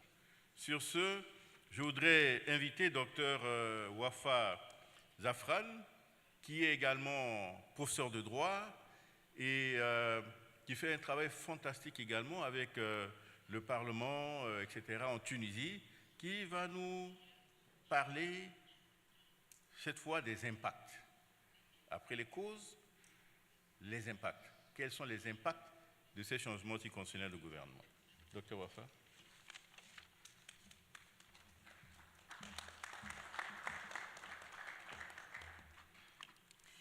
Bonsoir à toutes et à tous. Alors, pour les impacts, j'aimerais faire une petite observation d'emblée. On va ensemble constater qu'il y a des impacts qui sont déjà dans les causes.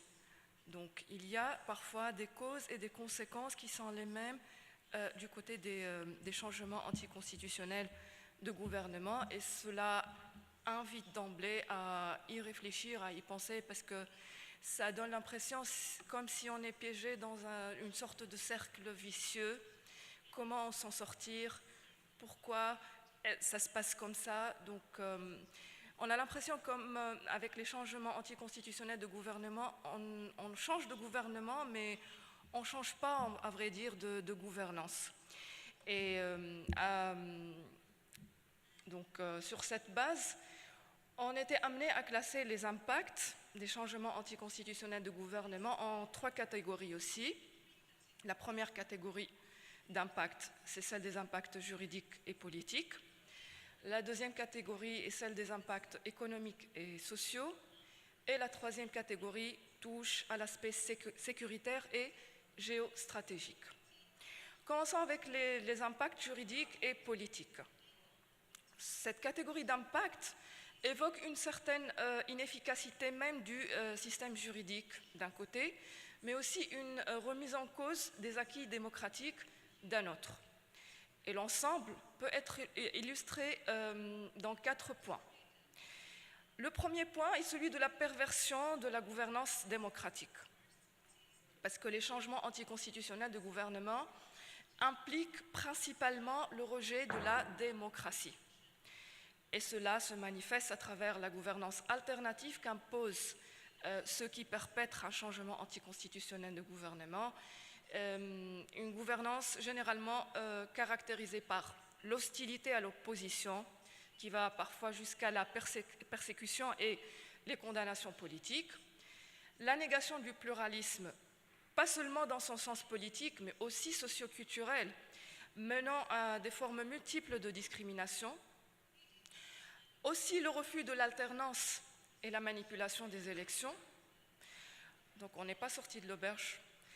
Le développement d'un mode de régulation selon les intérêts subjectifs d'un individu ou de son clan. Aussi l'exacerbation de la corruption et la consécration des formes de favoritisme, de clientélisme et de népotisme. Donc, contrairement à ce que prétendent les auteurs des changements anticonstitutionnels de gouvernement, le renversement des gouvernements démocratiques ne mène aucunement à la réforme de la gouvernance, mais bien à l'aggravation des problèmes liés à la mauvaise gestion démocratique. Le deuxième point, c'est celui de la fragilisation de l'état de droit. Et cela procède d'une crise de la normativité constitutionnelle.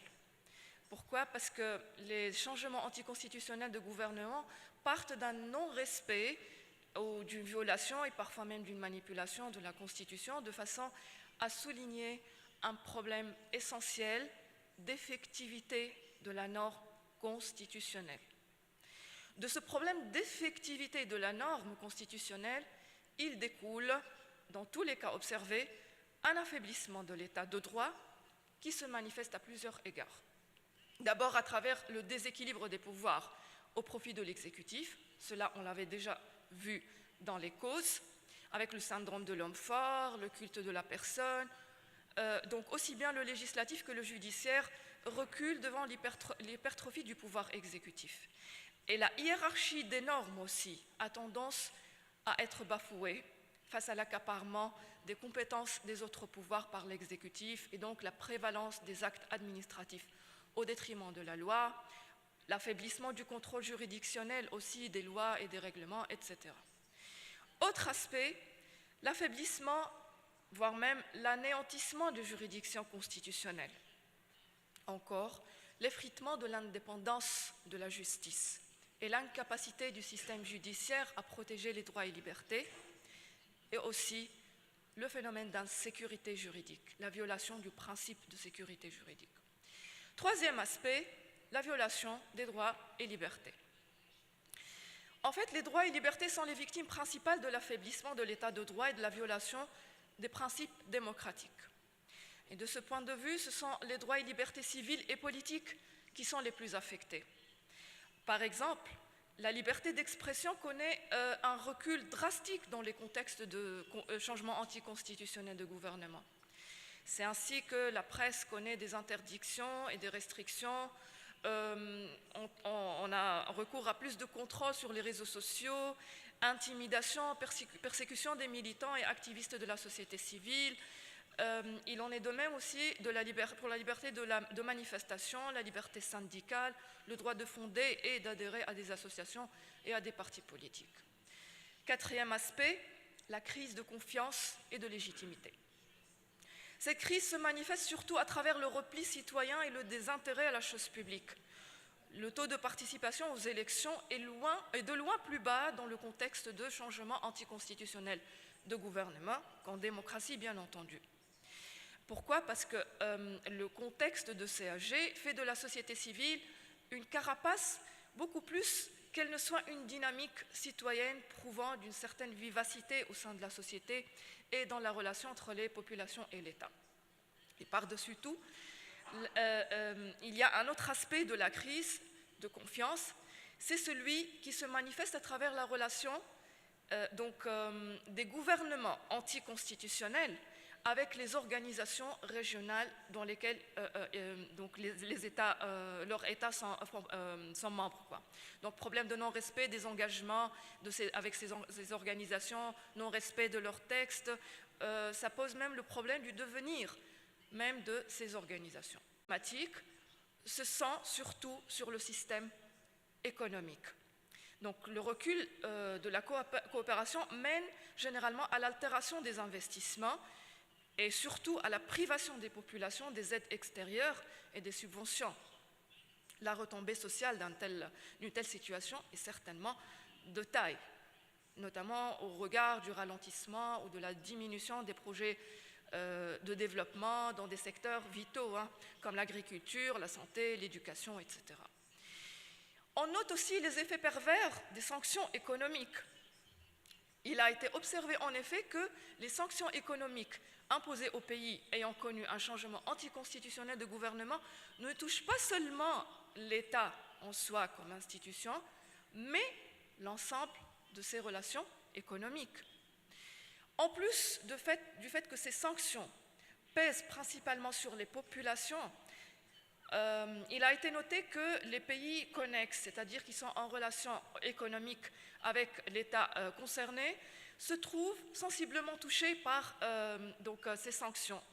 Et cela est dû, bien entendu, à l'isolement du pays sanctionné et donc au ralentissement des échanges et de la libre circulation des biens, des services, des personnes, ainsi que l'altération des investissements.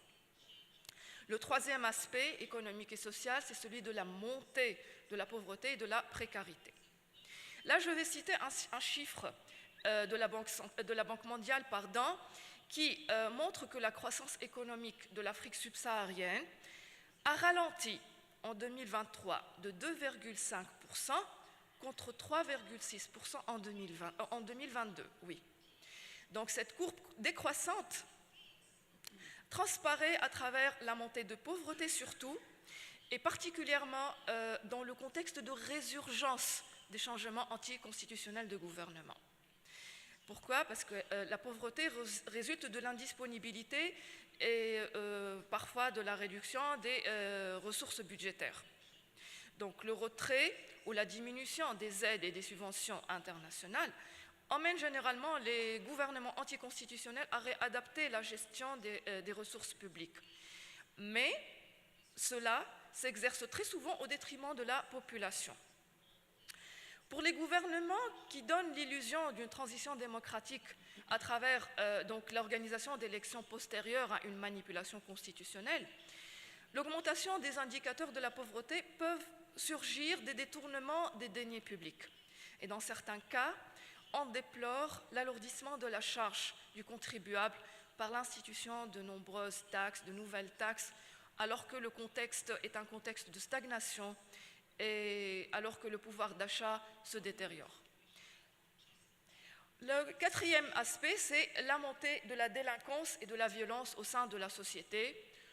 En plus de cet aspect-là, il faut noter aussi la crise morale qui touche à la société, qui semble s'aggraver tout azimut dans les contextes de changement anticonstitutionnel de gouvernement. La troisième catégorie d'impact, c'est celle des impacts sécuritaires et géostratégiques, dans laquelle on note aussi quatre aspects. Le premier est lié à l'effritement de la capacité du contrôle du territoire. Là, les changements anticonstitutionnels de gouvernement sont généralement accompagnés d'un bouleversement des conditions sécuritaires à impact transfrontalier. Donc, la fragilité de l'État, suite à un CAG, a généralement tendance à nourrir des dynamiques anti-étatiques et à développer des réseaux informels qui battent en brèche l'idée même de frontières. Il en est ainsi de la multiplication des réseaux mafieux, du mercenariat, de la contrebande, de l'immigration clandestine, traite des personnes, etc. Pour ce qui est du second aspect, il s'agit de la prolifération des réseaux terroristes. Et là, le terrorisme, il y a deux aspects en fait. D'un côté, le terrorisme devient un motif, voire un prétexte de changement anticonstitutionnel de gouvernement, mais aussi le terrorisme trouve terrain favorable dans les contextes de changement anticonstitutionnel de gouvernement parce qu'il grignote dans l'instabilité politique et la fragilité institutionnelle. Troisième aspect sécuritaire et géostratégique, c'est celui des risques de guerre et d'implosion. Parce que l'instabilité politique et la fragilité institutionnelle conduisent par l'effritement de la légitimité du gouvernement à augmenter la possibilité d'éclatement de ce genre de guerre, surtout civile, ou d'implosion sociale aussi. Et donc les États qui connaissent un changement anticonstitutionnel de gouvernement encourent plus de risques de plonger dans des conflits internes que des États dont le gouvernement est démocratique. Particulièrement, les CAG menés par une junte militaire montrent plus de susceptibilité à glisser dans ce genre de conflit à caractère interethnique ou interreligieux ou conflit de leadership, etc. L'un des plus grands défis qui se posent à cet égard est celui de la difficulté de construire une nation, voire même le risque de désagrégation même de la nation. Dernier aspect, c'est celui de l'apparition de nouvelles alliances géopolitiques. L'aspect géopolitique, en fait, est non négligeable dans les changements anticonstitutionnels de gouvernement. Pourquoi? Parce que l'intervention et l'influence étrangère dans le cadre des coups d'État sont souvent récurrents au point qu'ils ont tendance à façonner les relations interétatiques. Et cela à double sens. D'abord, la relation bilatérale entre l'État où il y a eu le coup d'État et la puissance d'ingérence, elle s'affecte bien entendu de manière directe, et d'un autre côté, la relation du dit État avec les autres puissances connaît des changements. Donc le tout a un impact considérable sur la nature des relations bilatérales et multilatérales de l'État, notamment avec ses voisins et avec les organisations régionales. Ce jeu d'alliances géopolitiques constitue une menace réelle au panafricanisme surtout et aux efforts de promouvoir l'africanisme dans le sens de garantir l'autodétermination des peuples africains. Ce jeu d'alliance décèle aussi des velléités néoconstitutionnalistes et impérialistes qui persistent aussi chez certaines puissances, et c'est un aspect aussi à prendre en considération en creusant dans la profondeur de ce phénomène de CAG. Je m'arrête ici pour respecter le temps. D'accord. Peut-être dans la discussion, on va exposer l'ossature de la proposition et des recommandations qu'on est en train de travailler dans le cadre de cette équipe. Je vous remercie. Alors, vous venez d'avoir un aperçu de ce travail qui est en cours et vous comprenez que c'est un travail qui est dense, vu le temps qui était alloué à chacune des intervenantes. Alors, est-ce que c'est une bonne chose d'avoir choisi des dames pour présenter? Mais vous comprenez qu'elles ont parlé avec le cœur et elles ont exprimé, partagé avec vous l'essentiel de ce qui se trouve dans ce rapport qui va être finalisé et présenté au Conseil de paix et de sécurité pour les orientations que le Conseil voudra bien donner sur la suite à donner à cette étude. Sur ce, je voudrais inviter l'ambassadeur Hakim Fayoumi, qui est ancien secrétaire général des Nations Unies, représentant du secrétaire général des Nations Unies au Libéria, qui va nous partager également ses expériences sur cette thématique. Excellence, you have the floor.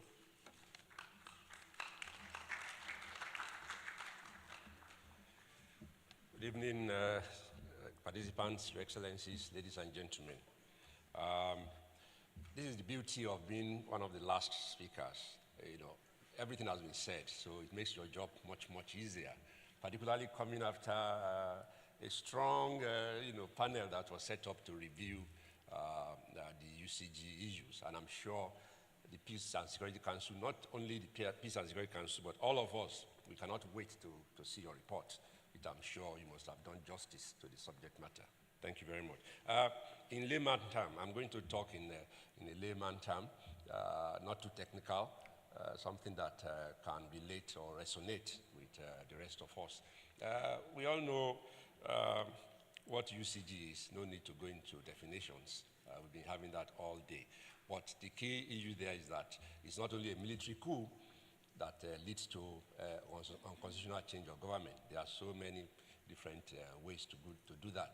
Maybe the military coup might be the final act, but some things must have been under the surface that would then enable the military boys to say, look, we've had enough of all this, if I may use that word, nonsense, and let's get these guys out of the way. So one of the causes that I will say, which everybody knows, is the issue of bad governance.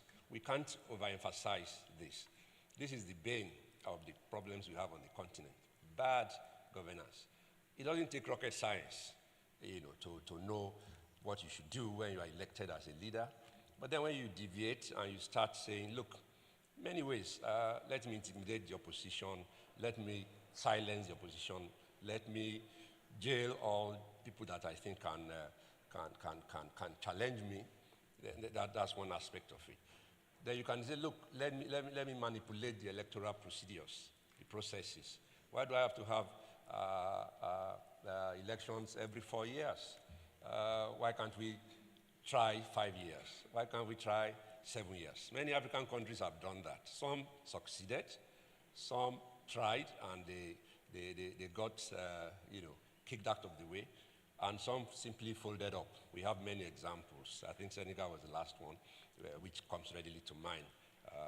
And that also comes to what we are talking about in terms of silencing the civil society, silencing the opposition. Thank God they were not silenced in Dakar and environment, and that must have put so much pressure to what we have now, elections coming up on the 24th, next week.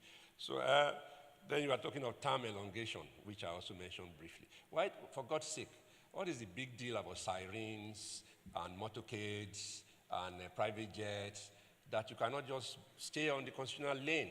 4 years is 4 years. Why do you want to let somebody else do it? That's why the people we are copying for democracy, the United States, UK, France, all the rest of them, they too want that power. Nobody wants to relinquish power. It's not so easy. But the point is that the Constitution is there. Be guided by it. If other people before you had done term elongation, how will you then get there? So why can't we think that, look, let me give my bit, even if it is 4 years, even if it is 8 years, I'm sure whoever is coming after me will also do something much better. And if he doesn't, history will judge who had been a better leader. But not that you want to force yourself on the people. All that is under the issue of bad governance. Then, economically, socially, you impoverish your population. You give so much unemployment, 30%, 40%. The youth are angry, they are hungry. Everybody goes about with malice. And there you are in opulence, in your palace, on your plane. And then you think that this simmering unease will just disappear or just go away into the sunset, like the cowboys of those days. It doesn't, nobody rise into the sunset. You have to face and tackle the issues that are pivotal to the existence of your country. But if you hide under champagne and summits, sorry, African Union, I know summits, we like to do that, all these photo ops that we do. Where do they get us? We won't still be sitting here talking of ACCRA 2 after ACCRA 1 or Malabo Declaration. There's no political will. All our leaders just sign some communique and it gets buried in the shelf in the Ministry of Foreign Affairs. It's not done. We can't move forward. So we cannot just be blaming our leaders alone. We have to blame ourselves. How do we come about these leaders? I'm from Nigeria, and sometimes I wonder, can't we do better? A population of 200 million. Who are these clowns that you import, that you put there to come and rule over you for 4 years? Okay, good. You can wait 4 years. Then I'll kick you out through the ballot. That's what we are talking about. I will not do unconstitutional change. But in the first instance, can't we ourselves look inwards? Are we so poor that if a politician brings an envelope, then you vote for him, irrespective of the merit behind the manifesto that the politician is giving you? Nobody follows manifesto anymore. In fact, all the parties have the same manifesto. They just tweak it here, change one word here, go to lexicon or, thesaurus you use for another word for the same thing. And then you blindfold.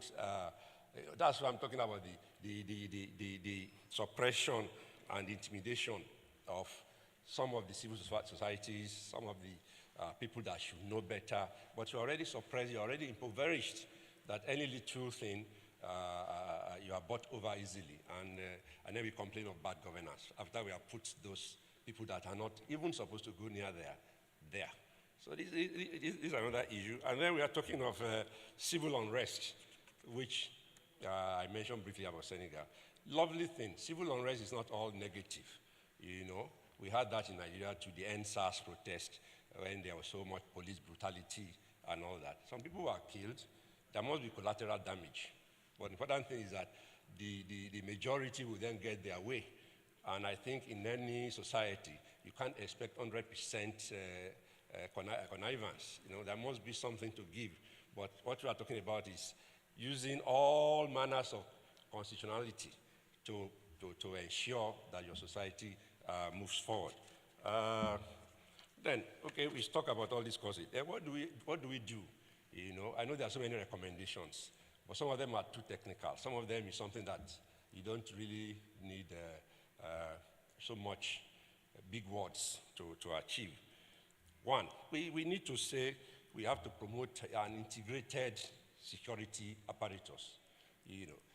We can't do it alone. I know we have some multinational forces here and there, but there must be serious sense of responsibility on the part of the African Union and the regs, particularly ECOWAS, IGAD, where we have problems. What happened to ECOMOG? It doesn't really exist anymore. Otherwise, we won't be talking. Mali will have been, what you can remember Sierra Leone, you can remember Liberia. That was when ECOMOG was a concerted security operator. It's there in writing, African Standby Force. I hear that every time. Where are they standing by? At the motor park or where? See, some of these things can be activated, but then we need the political will from our leaders, from the African Union and the regional economic cooperations, committees. That means, of course, you cannot just be talking. You have to strengthen them. How do we strengthen them? Members must pay their assessed contribution as at when due. If we are talking of raising an army of 20,000 in West Africa, you want Nigeria to bring 10,000. Then the other person will bring 200, 500. We can understand where you are coming from. There's no money to do that. So it has to be strengthened. People have to pay so that these our regional economic communities and the African Union, they can do the job we expect them to do. We cannot just, I'm not advocating, I'm not being paid by the AU but I just feel that we also we owe it to ourselves that if you want your organization to perform, particularly in terms of security, then you have to put your, how do they say it, your money where your mouth is. You have to step up the plate a bit to enable all that to happen. Then, of course, this part of the integrated regional security, we can break it down into many things, but I don't want to waste time. But we need early warning and early response mechanism. That has worked in many places. Where are the intelligence agencies? How can 200 children be taken away in one country and nobody is doing anything about it? And then they cross into another country and nobody is doing anything about it. And then you are talking of you will not have civil unrest. People will not be happy with the government. So all these things lead into the need for a coup d'etat. And that's what the soldier boys are waiting for. They need somebody to give them a push. And then we now talk about getting them out. It's more expensive, doing a coup than to do a reverse. Or the other way around. It's much more difficult to get rid of a coup d'etat. We've seen what happened, remember, ECOWAS and Nigeria particularly regarding Niger. We have to eat humble pie, and everybody has to say, all your sanctions we are lifting it, but they are not working. So how do you get it to work? You also need to use non-kinetic approaches. We have to strengthen diplomacy. I think one of the panelists mentioned earlier on about preventive diplomacy. So these are all non-kinetic issues. You can't just stand up and say you have moral justification to say I'm sanctioning you because you went out of line. You yourself have to first of all look inwards before you can do that. And then what are you doing to prevent these things happening? We are all just sitting down here as we are. So there is contagion. Tomorrow we can hear that it is happening in another country. And then what is the mechanism that has been put in place to address such issues? Do we have to wait until it happens before we start deliberating? We have to deliberate so that it doesn't happen. So these are the things. I will round up, Mr. Moderator. But, sometimes we need to promote democracy, and good governance in many ways. Like I said, abuse of presidential powers have been preludes for military coup or constitutional coup. Because like I said earlier, all coups are not, I won't say whether good or bad, but all changes of government are not necessarily due to coups. It can be amendment of constitution and all that. So I would expect that, for instance, just briefly, between 2002 and 2023, last year, there have been 24 attempts to amend the constitutions to extend political power, of which 19 were successful. So if we want democracy to thrive in Africa, we must put in place processes that must not violate the Constitution. And we must even perfected means that manipulation of the Constitution must never be able to be done. In other words, on the continent, it is imperative that we build strong institutions. Strong institutions, not strong men, as it is right now. Thank you very much. Thank you very much, Ambassador, for your very important contribution. I'm now going to give the floor to Mr. Daniel Obam, Youth Advisor, to share the youth perspective.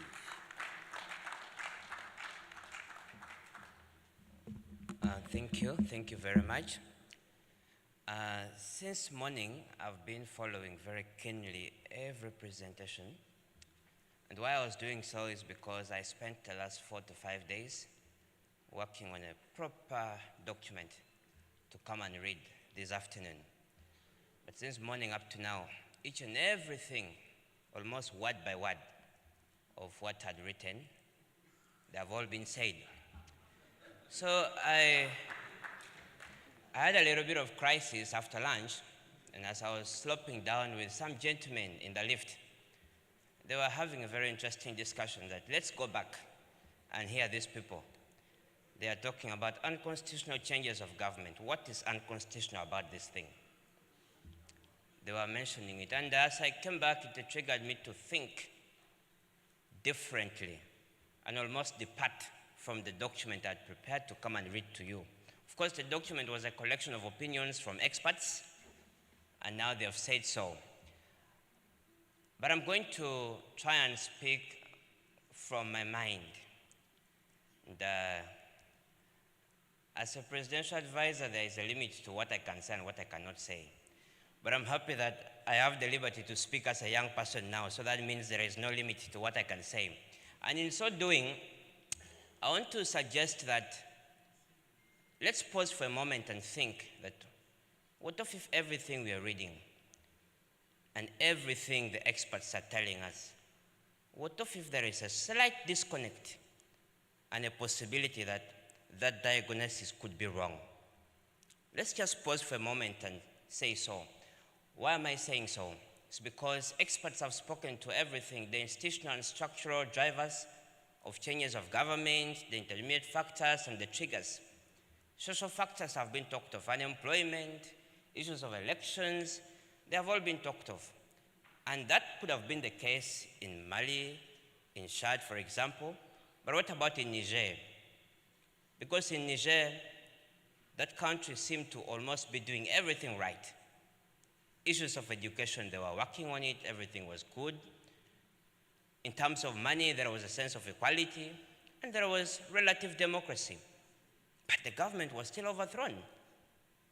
So that means there is, beyond the structural causes that we are being told, something else that can be motivating this cause that we are having in Africa. So let's not stop at what the experts are saying. Let's think beyond. And I think the approach that we are taking towards addressing the unconstitutional changes of government may not leave long-lasting impact. Why do I say this? Peace and security, they have with them what they call the continental early warning mechanism, I suppose, within which framework they are supposed to detect all these coups before they even happen. Now, if, for example, that framework works, if the mechanism is indeed working, were they able to detect all the coups that have happened, and what did they do? So if it worked, there was something that wasn't done. But there is also a possibility that it's not working at all. And that is why we are where we are. Coups in Africa needs local approach. African solution for African problems. Every time the coups have taken place, the next morning, statement from the African Union, we condemn in the strongest term possible. We are reviewing sanctions against this unprecedented and all these things. a very westernized and Eurocentric approach to problem solving. Because America wakes up in the morning and slams us with all these, what do they call, sanctions, we are also embracing the same. Let's sanction them. Let's sanction them. To what end? When are we as Africans going to have our own approach, reconciliation to problems affecting us? So you sanction Mali because of the coup. Is the junta the one suffering? No. A local person who doesn't know what governance is the one suffering. So we are becoming part and parcel of the problem. People have been saying amendment of the Constitution, constitutional changes are the reasons why we are having the coups. The lawyer professor will tell you, I'm a lawyer by profession, that the Constitution in itself is a living document. And there's a reason why we call it a living document. It's subject to amendment. Why? Because the Constitution must reflect on the reality of a country. And every day, every year, a country is faced with dynamic circumstances change. We had COVID-19, amendments had to happen. Tomorrow there will be something else, there must be an amendment. So it is not wrong to amend the Constitution. And in any case, a president doesn't wake up in the morning and say, I don't like this provision, it must be amended. No, it's a consultative process, sometimes involving a referendum, the people speaking. Even if it is in the parliament, those are the representatives of the people speaking. I come from a country that has always amended its constitution to match the realities of our people, including the term limits that have been mentioned every now and then. But have you ever heard that President Museveni is fallen? No. Because the problem may not necessarily be amendment of the Constitution. So I don't think it is blatant truth that constitutional amendments, social problems, and all these are the reasons why we have these coups. I don't buy that, and I'm sorry, I've always had a problem taking expert opinion, but I'm saying this because sometimes the perpetrators of these coups are people very close to their principles. Have we stopped and thought that perhaps these coups are a result of selfish desire among individuals? I wake up in the morning because I know this president, because I know I can take power, I overthrow him, because I know there are oppositions in the country. And when I overthrow the president, then the opposition who did not like him are on the streets, they are chanting, and we all begin saying, the coup is receiving a lot of support. Hey, people are very much in support of this coup. People are being oppressed and everything. Obviously, there are people who are going to get up and support the coup because every country has got an opposition. It doesn't mean people are supporting because they were feeling oppressed. No, it's because a section of the community, a section of the country feels okay that the social order, the democratic order has been overthrown. So I know I don't have a lot of time to say all this, but I'm just trying to tell us that as we sit in those boardrooms and listen to experts, read a lot of novels and come up with good reports, let's stop for a moment and think beyond the box. Let's listen to our young people. Let's adopt an African approach to handling our problems. Not everything involves sanction. People are saying, oh, presidents are in choppers, what? And America has got similar, structural, but they don't have coups. So I'm going to wind up now. I'm encouraging us that as we continue with this deliberation, let's speak to the heart of our problems. I expected we would have a young person from Mali in the room to tell us the reality, not the boardroom-moted realities. Thank you so much.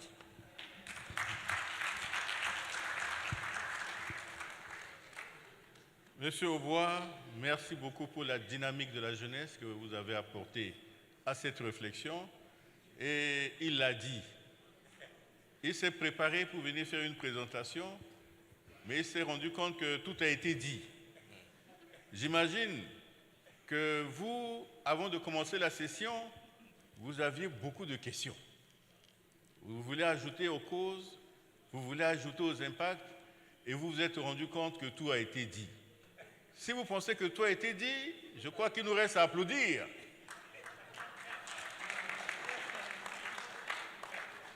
Et comme je ne vois pas de questions,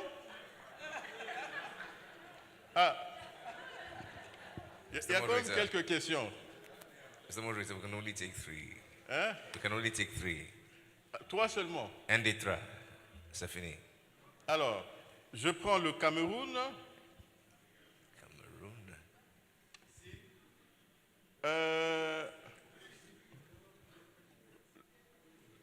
Le Bénin, la RCA,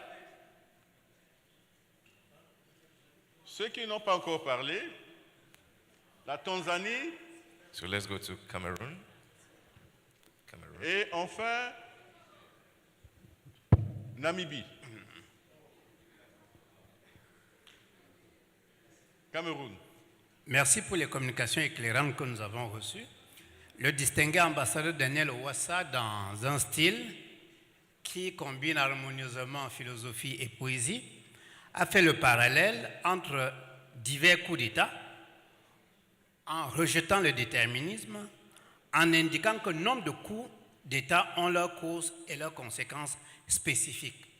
Ma question, c'est qu'à partir de son ouvrage sur l'instabilité politique en Afrique, qui couvre les 50 pays, et de 1960 à 88, et de son observation des réalités, comment calcule-t-il le taux moyen de fiabilité que l'on peut accorder aux déclarations des auteurs de coups d'État sur les causes des coups d'État et sur les projets de société qu'ils projettent puisqu'ils veulent soumettre tout le monde à leur loi et à tout prix en miroitant les lendemains qui chantent.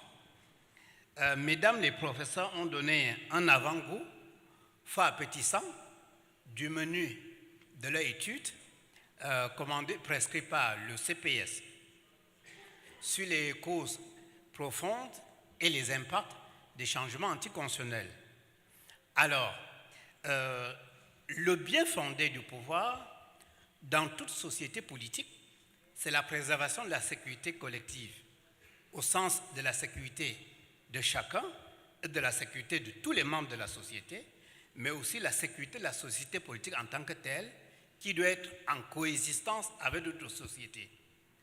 Alors, cette préservation de la société, de la sécurité collective, doit reposer sur le contrat social ou sur le pacte politique.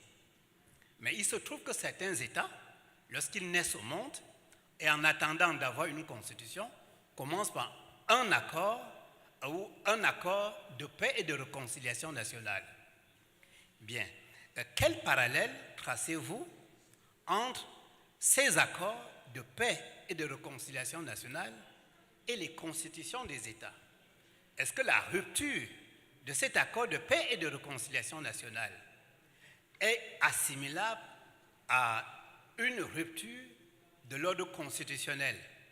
Et comment étudiez-vous les causes de ces ruptures des accords de paix et de réconciliation nationale par rapport aux causes des changements anticonstitutionnels du gouvernement, étant compris que dans un cas comme dans l'autre, ce qui est en vue, c'est la recherche de la sécurité collective. Je vous remercie. Merci beaucoup. Le Bénin? Benin? OK.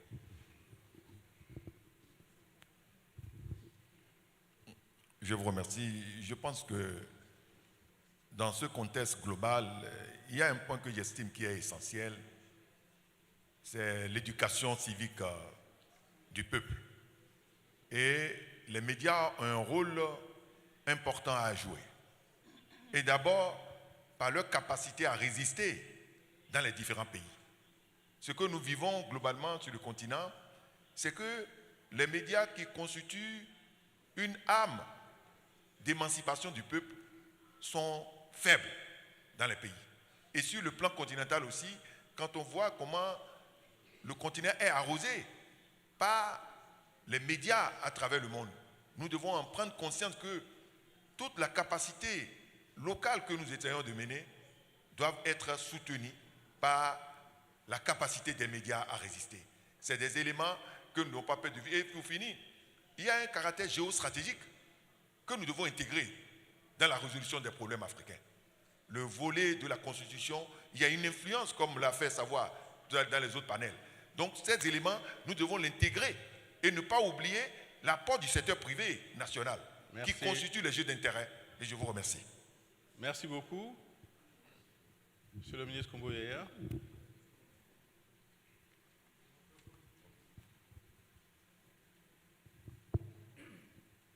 Merci beaucoup. J'ai fait une petite étude comparative des coups d'État dans le monde, en Europe, en Afrique, etc.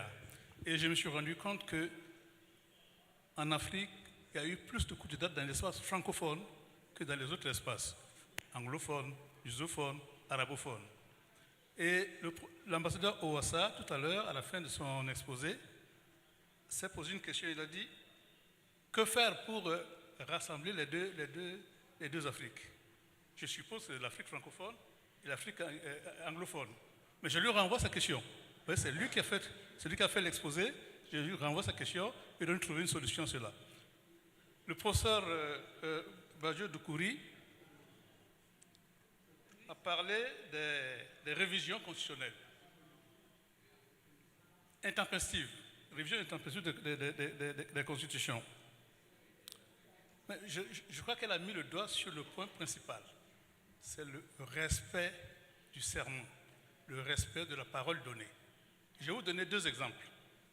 Un mauvais exemple et un bon exemple. Le mauvais, un chef d'État africain qui venait de passer 10 ans au pouvoir, dit en conseil des ministres à ses ministres que je n'ai pas besoin d'un autre mandat. Celui qui cherche un troisième mandat en veut un quatrième, puis un cinquième. Ce serait mon échec autant que le vôtre. Alors, ce chef d'État, c'était en 2010. Il est à son quatrième mandat aujourd'hui. Après avoir passé 10 ans, après avoir dit ce qu'il a dit, il a son quatrième mandat aujourd'hui. Et le bon exemple, c'est un autre chef d'État qui dit « J'ai beau chercher, je ne trouve aucun argument qui justifie que je me sente irremplaçable. Nous sommes 22 millions, pourquoi aurais-je l'arrogance de croire que nul ne peut me remplacer ?» Voilà le bel exemple. Alors, après ça, je me pose la question. Parce que quand on voit l'espace anglophone et l'espace francophone, je me pose la question, est-ce que nous avons été à la mauvaise école par rapport à nos frères anglophones ou alors nous sommes des mauvais élèves? On ne peut pas être tous des mauvais élèves. À vous également de me donner une réponse à cette question. Je vous remercie. Merci beaucoup. La Tanzanie.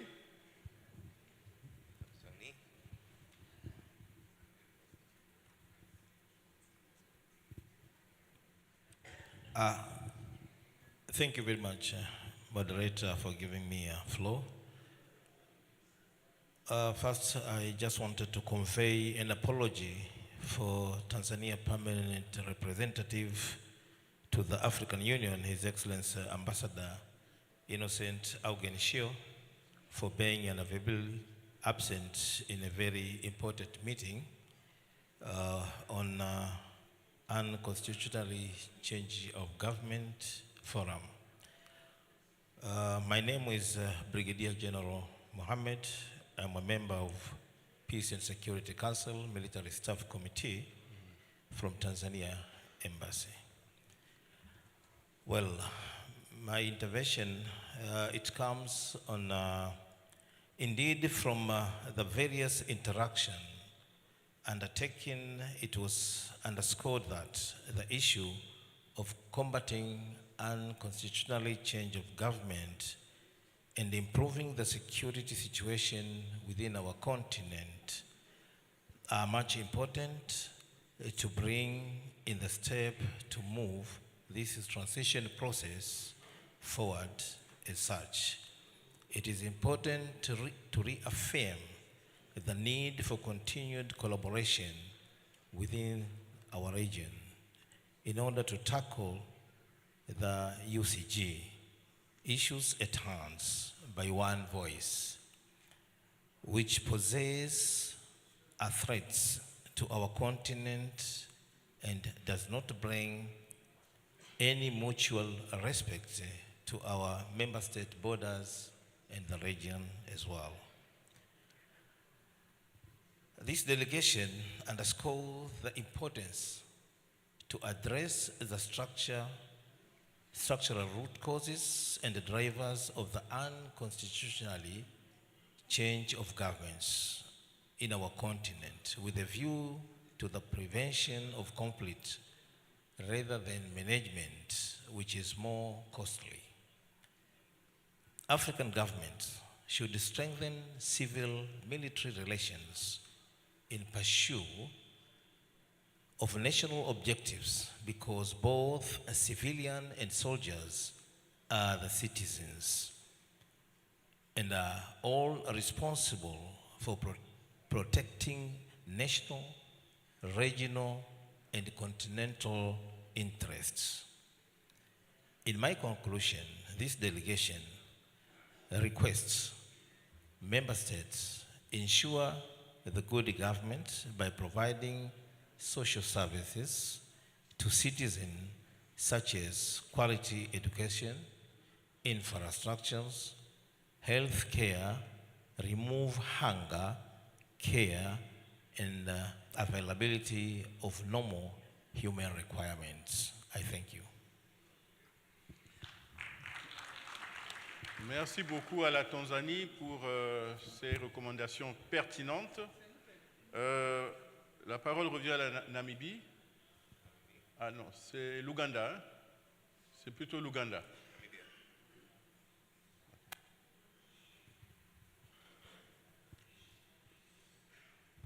I thank you very much, Mr. Moderator, for giving me the floor, and also the presenters for their eloquent presentation. I wish to understand the geographical scope and time scope of this study. In an earlier intervention, I suggested that many of the factors which have been raised, including by these professors, are prevalent in many of our countries. Africa, generally 3/4 of African countries are classified as least developed countries. So all of these things they are talking about are prevalent in many of our countries, but yet the prevalence of coups is not spread across the continent. So what are we missing?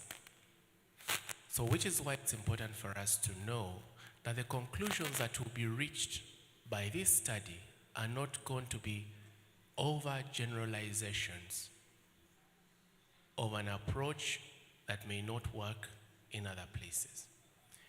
This then brings me to another point, that the way the debate has been structured seems to suggest that the coup plotters are victims.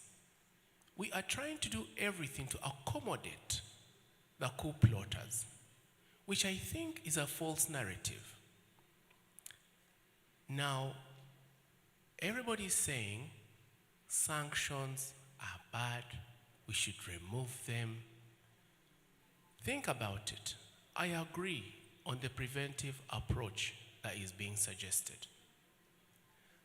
But now we are dealing with 6 countries that have gone past the threshold of applying a preventive remedy. What do we do to compel these bad guys to swiftly return to constitutional order? And I think we have to reflect more on these questions, because then it will help us understand if the point is that the normative instruments are not working. Please suggest what should work. Don't tell us to review. Tell us to review to what end. And I think that's what we're looking for in this forum. I completely agree with Daniel, not because it's from my country, but because I believe strongly that the suggestion that a constitution cannot be amended is false. It is false to suggest that because a country has amended a constitution, that government is unconstitutional by definition. This is wrong. So I wish to suggest, as Daniel said, that constitutions are living documents. They can be changed from time to time. depending on the approach and process adopted by that particular government. Thank you. I thank you. OK. Merci beaucoup. Alors, Mr. Moderator, I have strict orders to end this in the next 15 minutes. Je vais donner la parole 1 minute à chacun des présentateurs de dire un mot, de répondre aux questions qui ont été posées avant que nous ne clôturions la session. Nous commençons par Monsieur l'ambassadeur. Encore par moi.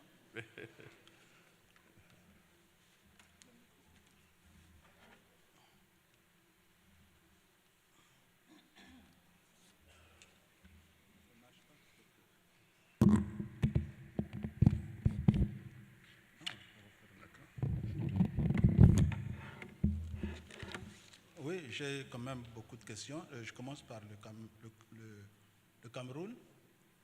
Chaque fois, vous constaterez qu'il y a un coup d'État, de manière générale, les auteurs mettent en place soit un comité militaire, soit un conseil militaire, comme des génériques. Et derrière, on dit de réconciliation, de ceci. C'est un programme, c'est en même temps la dénonciation de ceux de pouvoir qui était en place et les raisons pour lesquelles ils ont fait le coup d'État. C'est quand même une indication, mais ce n'est pas nécessairement la cause réelle du coup d'État. La cause, il faut aller fouiner. Chaque pays a sa réalité, a ses codes, fonctionne comme il peut fonctionner, mais tous les pays ne fonctionnent pas de la même manière, n'ont pas les mêmes codes. Ça, il faut peut-être aller faire les recherches pour savoir exactement qu'est-ce qui a pu générer un coup d'État ou causer ici et là.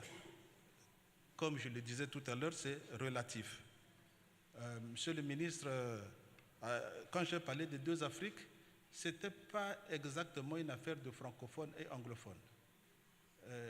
Les 2 Afriques, c'était plutôt, il y a l'Afrique que nous voulons, c'est même, on le dit tous les jours, mais il y a celle qui existe. Il y a un fossé entre les deux. Comment faire pour que les 2 Afriques se retrouvent? On a parlé des peuples qui sont en joie parce qu'il y a eu un coup d'État, mais nous, ici, au niveau de l'Union africaine, on condamne fortement. Bon, au milieu, il y a un problème, il faudrait peut-être que l'un parte vers l'autre parce que qui a raison, qui a tort, c'est un problème. Oui, j'étais un peu confus parce que l'Ougandais parlait tout à l'heure de Daniel, alors que nous sommes 2 Daniel sur le podium. Je pense que ce n'est pas à moi qu'il faisait allusion. Oui, la géostratégie, elle est toujours proche. On est dans un monde qui est totalement ouvert. Entre-temps, on a beaucoup parlé de l'Ukraine, des choses qui se passent loin, mais en même temps, ça nous rattrape. C'est difficile de parler maintenant, là, sans parler de géostratégie. Les autres, quand ils réfléchissent, ils voient le monde se développer. Il me semble qu'on s'intéresse davantage de plus en plus à l'Afrique. Autrement, avant, on s'intéressait dans un autre contexte. Mais aujourd'hui, on s'intéresse aussi, c'est toujours dans le cadre de cette même géostratégie. Nous aussi, peut-être que quand on le comprendra, on se mettra aussi en route comme les autres pour travailler géostratégie. Qu'est-ce qu'il y avait d'autre qui me concernait? Je crois que j'ai fini, non? Bon. Merci beaucoup. Alors, parmi les panélistes, est-ce qu'il y a quelqu'un qui veut intervenir? Oui, bien sûr, monsieur le modérateur. Merci beaucoup. Alors, je rebondis immédiatement sur la dernière question. Je ne sais pas, certainement, il y a eu un malentendu. On n'a jamais dit qu'on ne peut pas réviser les constitutions.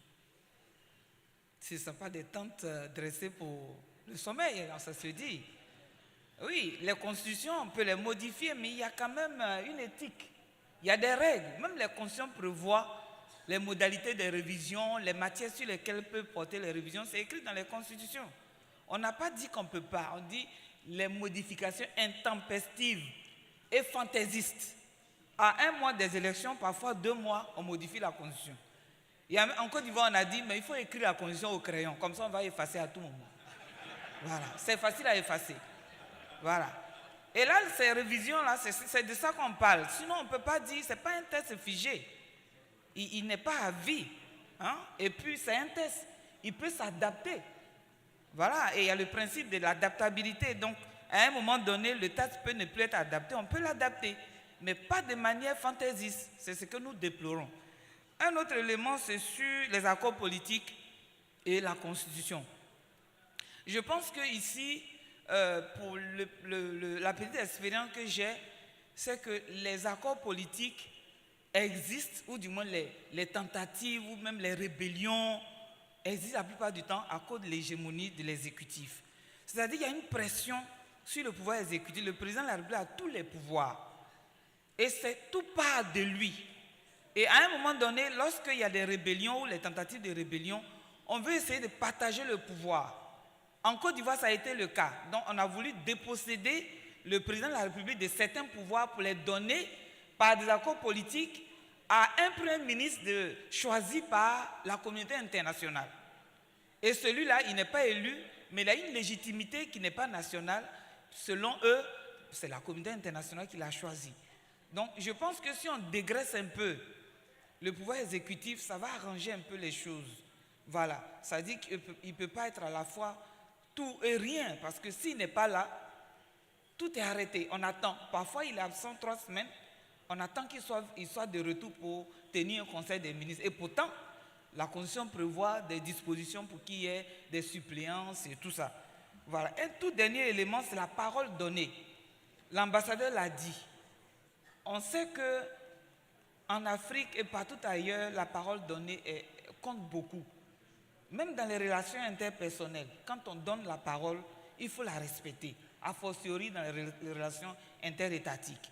Donc effectivement, à ce niveau-là, on va dire il y a un mensonge étatique au haut niveau. Les dirigeants mentent beaucoup, ils ne disent pas la vérité. Et souvent, quand ils ont le pouvoir, ils ont du mal à s'en détacher et redevenir ordinaires.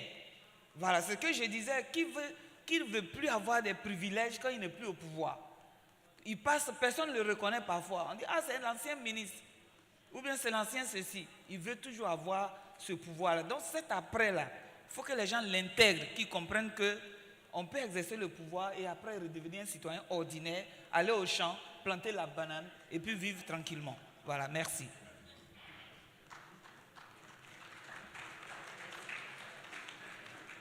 Je prends. Alors, je voudrais justement rebondir sur la dernière idée de professeur Badjo, justement à propos de la question des révisions constitutionnelles, question de est-ce que c'est permis ou c'est pas permis, et le côté serment. Est-ce que c'est permis? Bien entendu, c'est irréaliste de ne pas modifier une constitution. Pourquoi? Parce qu'une constitution est par définition un compromis. Et la force d'une constitution, c'est qu'elle est un compromis. C'est ça l'essence même d'une constitution et la source de sa souplesse. Et donc, les compromis, ça évolue. Donc, il faut modifier. Donc, ce qui fait la différence, ce n'est pas la question de modifier ou pas, mais les garde-fous quand on modifie, les garanties pour respecter ce compromis. Voilà la différence. Et ainsi, on se trouve devant l'enjeu moral dans la question. Monsieur l'ambassadeur a évoqué la question du serment et du non-respect du serment. Justement, le serment en soi n'a pas de valeur juridique coercitive, mais il a parfaitement une valeur morale, éthique. C'est bien, mais qu'est-ce qui garantit que cette valeur éthique soit respectée, que cette parole donnée soit respectée? C'est bien le droit, c'est bien la règle juridique quand elle est respectée via des institutions fortes et indépendantes. Il ne faut pas laisser le plus fort seul sur le terrain. Il faut des contre-pouvoirs. La garantie est dans les contre-pouvoirs, qu'ils soient juridiques ou politiques. Je reviens sur la question, monsieur l'ambassadeur du Cameroun, sur les accords de paix. Rapidement. Oui, rapidement, oui. Accords de paix, réconciliation, constitution. Oui, en effet, dans les cas de sortie de guerre et de conflits internes, etc., les accords de paix sont généralement une précondition de la réussite de la Constitution. Et si, en effet, la Constitution échoue, il faut chercher dans les accords de paix. Si l'accord de paix est fragile, s'il est boiteux, donc automatiquement, ça va aboutir à une constitution qui ne représente pas. Cause d'échec des accords de paix, cause d'échec des changements anticonstitutionnels de gouvernement, ce n'est pas automatiquement les mêmes. Hein. C'est selon le contexte et il faut creuser dans cette piste aussi, c'est une question très pertinente, mais les causes ne sont pas obligatoirement ou nécessairement les mêmes, non. Non, parce que c'est différent les deux. Merci. Voilà. Just to thank the PSE members for their contributions, in particular the fundamental point made earlier on by the Ambassador of South Africa. He said that as PSE members, as member states, they are police practitioners, very realistic. And he then asked the earlier panelists that on this issue of unconstitutional changes of government, in concrete, what are you proposing as a way forward on the ground for a member state? A question which was not answered, but I think it inspires us, the 6 experts, and definitely we take the conscience that as we go with the report to the commissioner, we take into account the logical thinking within the Peace and Civil Council. Thank you. Merci. Ambassador Hakim. Thank you. I can see that you are all as tired as I am, so I'm not going to delay you any longer. Let's go to the reception. Thank you. Thank you. Daniel? Thank you. Thank you so much, moderator. Permit me to donate my 1 minute to Ambassador Willie. He's a very good friend of the young people, and he had something to say. Thank you.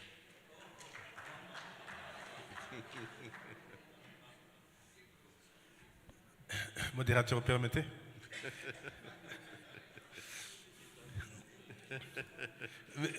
Merci beaucoup.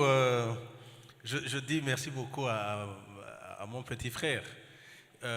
J'avais une question à poser, mais cette fois-ci qu'ils ont converti peut-être en commentaire rapidement.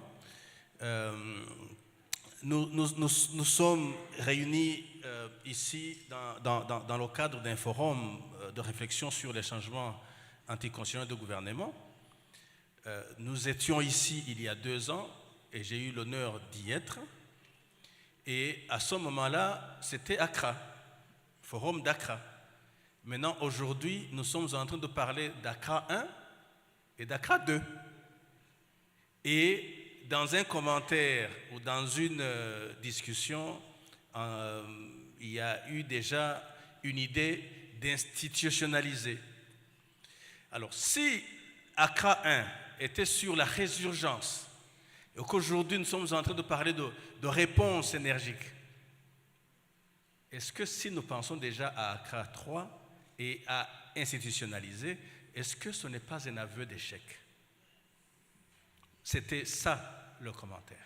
Merci. Merci, monsieur l'ambassadeur. C'était un transfert non constitutionnel d'intervention, mais bon, puisque le public l'a accepté, nous prenons note de vos observations. Bien évidemment, si tout se passe bien, il n'y aura pas besoin de revenir ici. Mais s'il y a besoin, si tout se passe bien, on n'aura plus besoin d'ACCRA 3. Mais s'il y a une nécessité de continuer de réfléchir pour renforcer, n'est-ce pas, ce qui se fait déjà bien, eh bien, pourquoi pas? Donc, nous restons dans cette dynamique en disant que nous allons continuer d'accompagner nos États à faire mieux pour le bien, n'est-ce pas, des citoyens africains. L'ambassadeur a parlé de la réconciliation des 2 Afriques et il a parlé de l'Afrique que nous voulons. C'est une aspiration. Nous travaillons à avoir cette Afrique que nous voulons. C'est un travail qui ne va pas s'arrêter jusqu'à ce que nous atteignions l'objectif.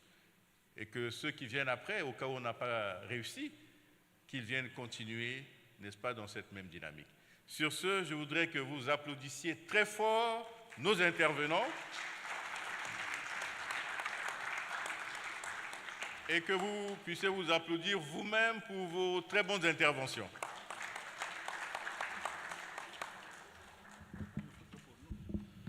Thank you very much, Excellencies, ladies and gentlemen. We would like to invite members of the panel for a group photo, if you don't mind.